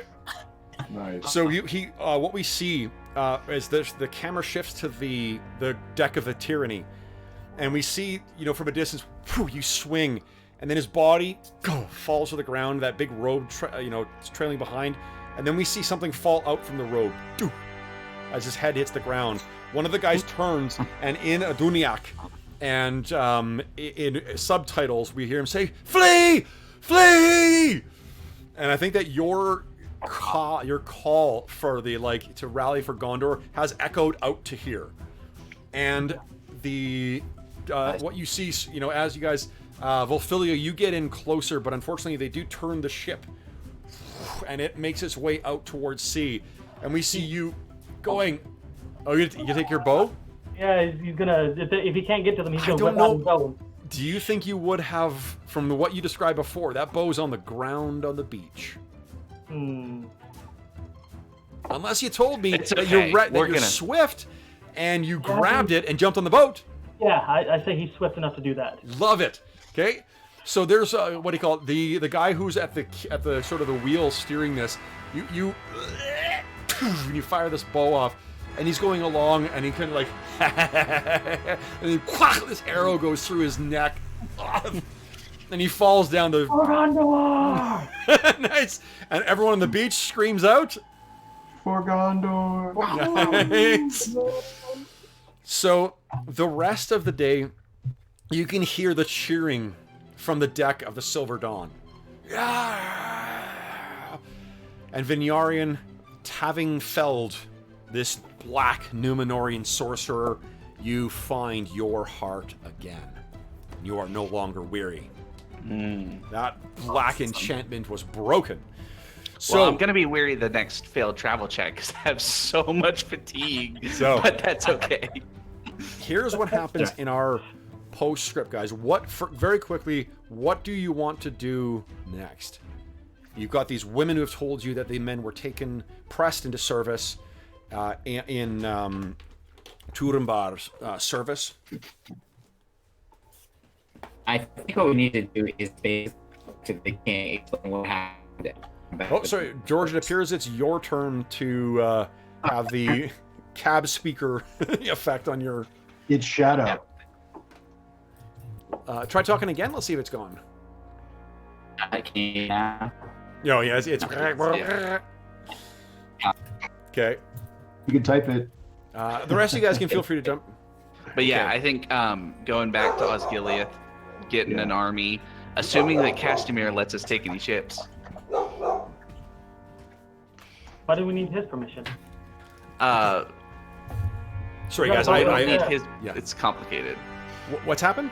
Oh, so yeah, go back to Osgiliath, report to the king, and then Are you sailing directly back to Osgiliath, or are you stopping at a Bar Morthil first? So about how many I lost count of how many of these black Numenorians we killed in the combat. You killed about 8 plus you killed Belzagar. Take a So chance back. we could probably go back, and the 5 of us would probably be enough to, like, finish off whatever. They did not necessarily just as a one. The ships are pretty big, so they didn't. So there's a deploy. lot more than just the 15 that we saw. Yeah. Yeah. Like, Okay, these are so the then things let's that- go directly back to Osgiliath and bring, a full ship full of Gondorian soldiers. We have to make sure the control king place. knows. Okay, the king must be warned. Yeah. We can probably bring some of the women and children with us, so they're not stuck here. And So you know that the women and children, that their menfolk have effectively been pressed into some kind of service by Turambar. and Are you really they can leaving? probably be used against them. So Are you leaving them in effectively in bound servitude? For the we should have room moment. on the ship, right? If you want to decide what to do, let's just take one quick look again at old Turambar's face. Look at that mug. I'm going to do what I want, Vinyarian. I'm going to do what I want, Falenmir. I am the lords of these lands. He doesn't sleep with his daughters, does he? He does not. I hate that face. Ooh, that's exciting. Okay. So then, here's what. Let's end with this then, guys. I need. You're sailing for the king. You know your duty is there, but I do need a shadow check from everybody. TN 14. So give me a wisdom check. You are leaving innocents behind, and these women. Oh, I thought I wanted them to bring them. You can't fit. Yeah, I don't think we can take them. That's appropriate. Let's see, Ophelia. I don't like that I rolled a Gandalf. What was it? So not a Target Gandalf, 40. I rolled a Sauron. That's it. Absolutely is. Because you're leaving these people. They have no. Oh, Morrowind, look at you. So everyone's heart is absolutely breaking over leaving because these women are wailing. They're like, "What are you going to do? Are you going to get our husbands? Our husbands are held by him. We'll be back. When? When will you be back? In As soon as like we have the 11 man. days? 12? Okay. 2 weeks? Okay. Look to Then- the east. This is. I mean, you can see the whole village is on the beach. Anyone who failed, you will get. Give me a D3 roll, please. Does one use hope for this or no? Yeah, you can use hope and add to your hi, sweetie. Add your heart rating. Yeah, I wouldn't have had enough. Can I bolster the people's spirits with something inspiring? Well, that's what I'm going to say. So because of your role, what you're going to do is you're going to tell us what badass thing, what upside that Morwen has found, and everyone will gain a point of hope back. So you're sailing away in these people. You can hear the wailing of them, the crying of the kids. It disappears into the mist as you go back along the jagged coastline and tack out towards open sea, where you can make much better speed and not worry about, wrecking your ship in the lands of Lord Turambar. But as you're going along, Morwen, you can tell that your whole crew is just despondent. Everyone is saying, okay, cool. So anyone who succeeded in their shadow check, no shadow. If you failed, you gain a number of temporary shadow points equal to whatever you rolled. So they're all sort of mulling around on the deck. Everyone's quite quiet, and clearly, I mean, Vinyarian and Thalamir is always quiet, but even Vinyarian and Sigdag seem quite reserved. But Morwen, what do you say? Let's... I fear the shadow weighs heavily on you, my lords, but think of this. We have achieved our mission. We can take word to the king now, smash this rebellion, bring back the husbands and the sons of these women and children, and once again they can be reunited and we can drive out this evil scourge that's befallen our lands. This is not a time for sadness. This is a triumph. How does everyone respond to that? Well spoken, Morwen. I'm glad you're speaking up. Volfilia? He kind of looks at Morwen with a contemplative look on his face, and then just turns his face back to look at the village they're leaving behind, and because his heart's still there. Yeah. He feels a draw to go back, but he feels like he can't save them now, but he will.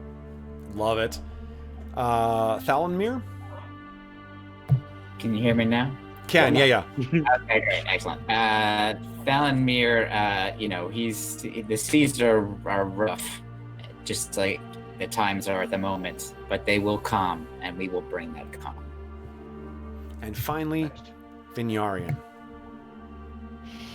And so Vinyarian looking really gloomy because he took the most shadow out of everybody, and of course is also sort of thinking about his the sort of pride and the power that he felt in battle, and that's something kind of shadowy too, right? That's his lure of shadow. Yeah. And he just sort of turns to the group and says in Sindarin, "We are all true king's men." Love it. And with that, our camera pans back. We can see the Silver Dawn sailing out of the mists into the open ocean. The sails full of an eastward wind. And our heroes turn towards Osgiliath. Well, first, first we Pelargir. Are you stopping there, or are you sailing straight to Osgiliath? Caramore does not need to know what we're doing.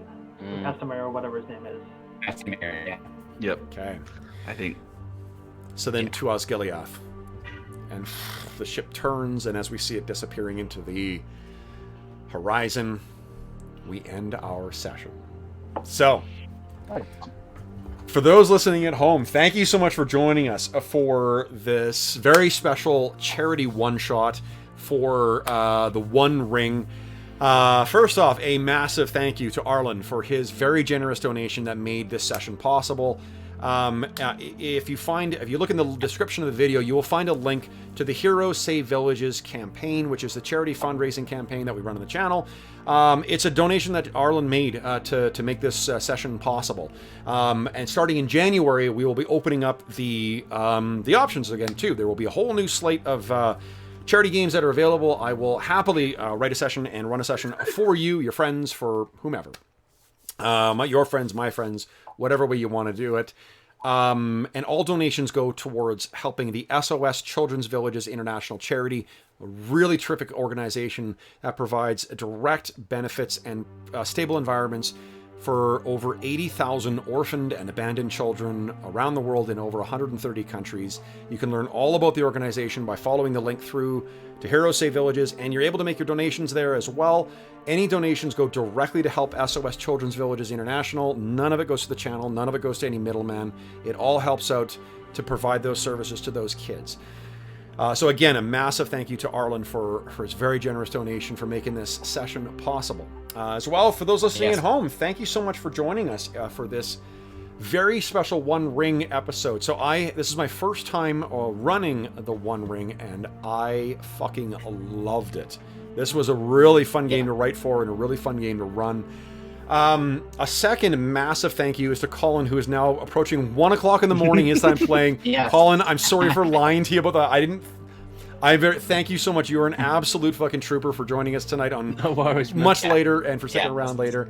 And also a big thank you to Sean, John, and George for joining us for this charity session. Thank you so much, guys, for joining us in Middle-earth.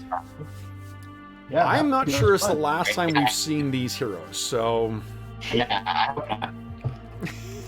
Robot George agrees. Yeah, Robot George agrees. I'm so happy.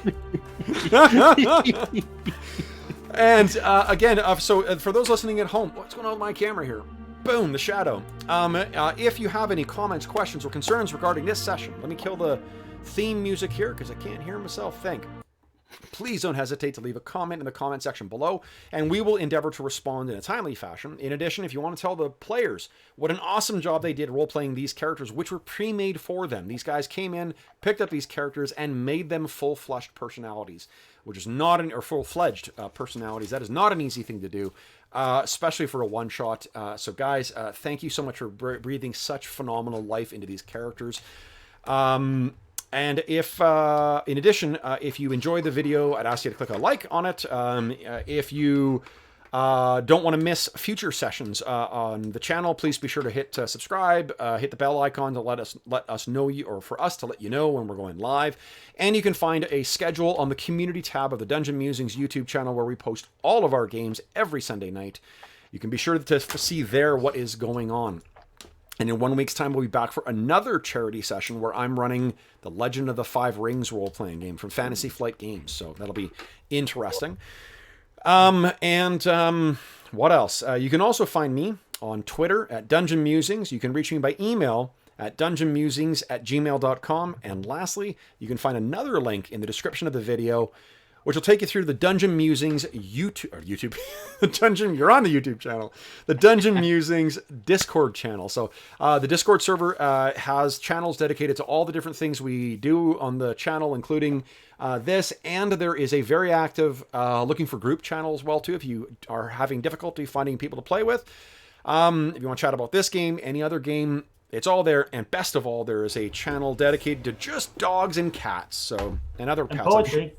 And a poetry channel. And a poetry channel. Right. There's a very cool poetry bullrush channel where many of our players post session-inspired poetry on there, which is really fucking cool to read. So, anyway, last but not least, I just want to say one more big thank you to Arlen for making the session possible, and to all of you guys for joining us in Middle-earth. This was a shit ton of fun to write and a hell of a lot of fun to run. I hope to see you guys back in Ancient Gondor again very soon. But until then, for those listening at home, again, thank you so much for joining us. If you do end up making a donation to the SOS Children's Villages International Charity, thank you so much for that as well, for following Arlen's very generous lead. And until next time, happy gaming.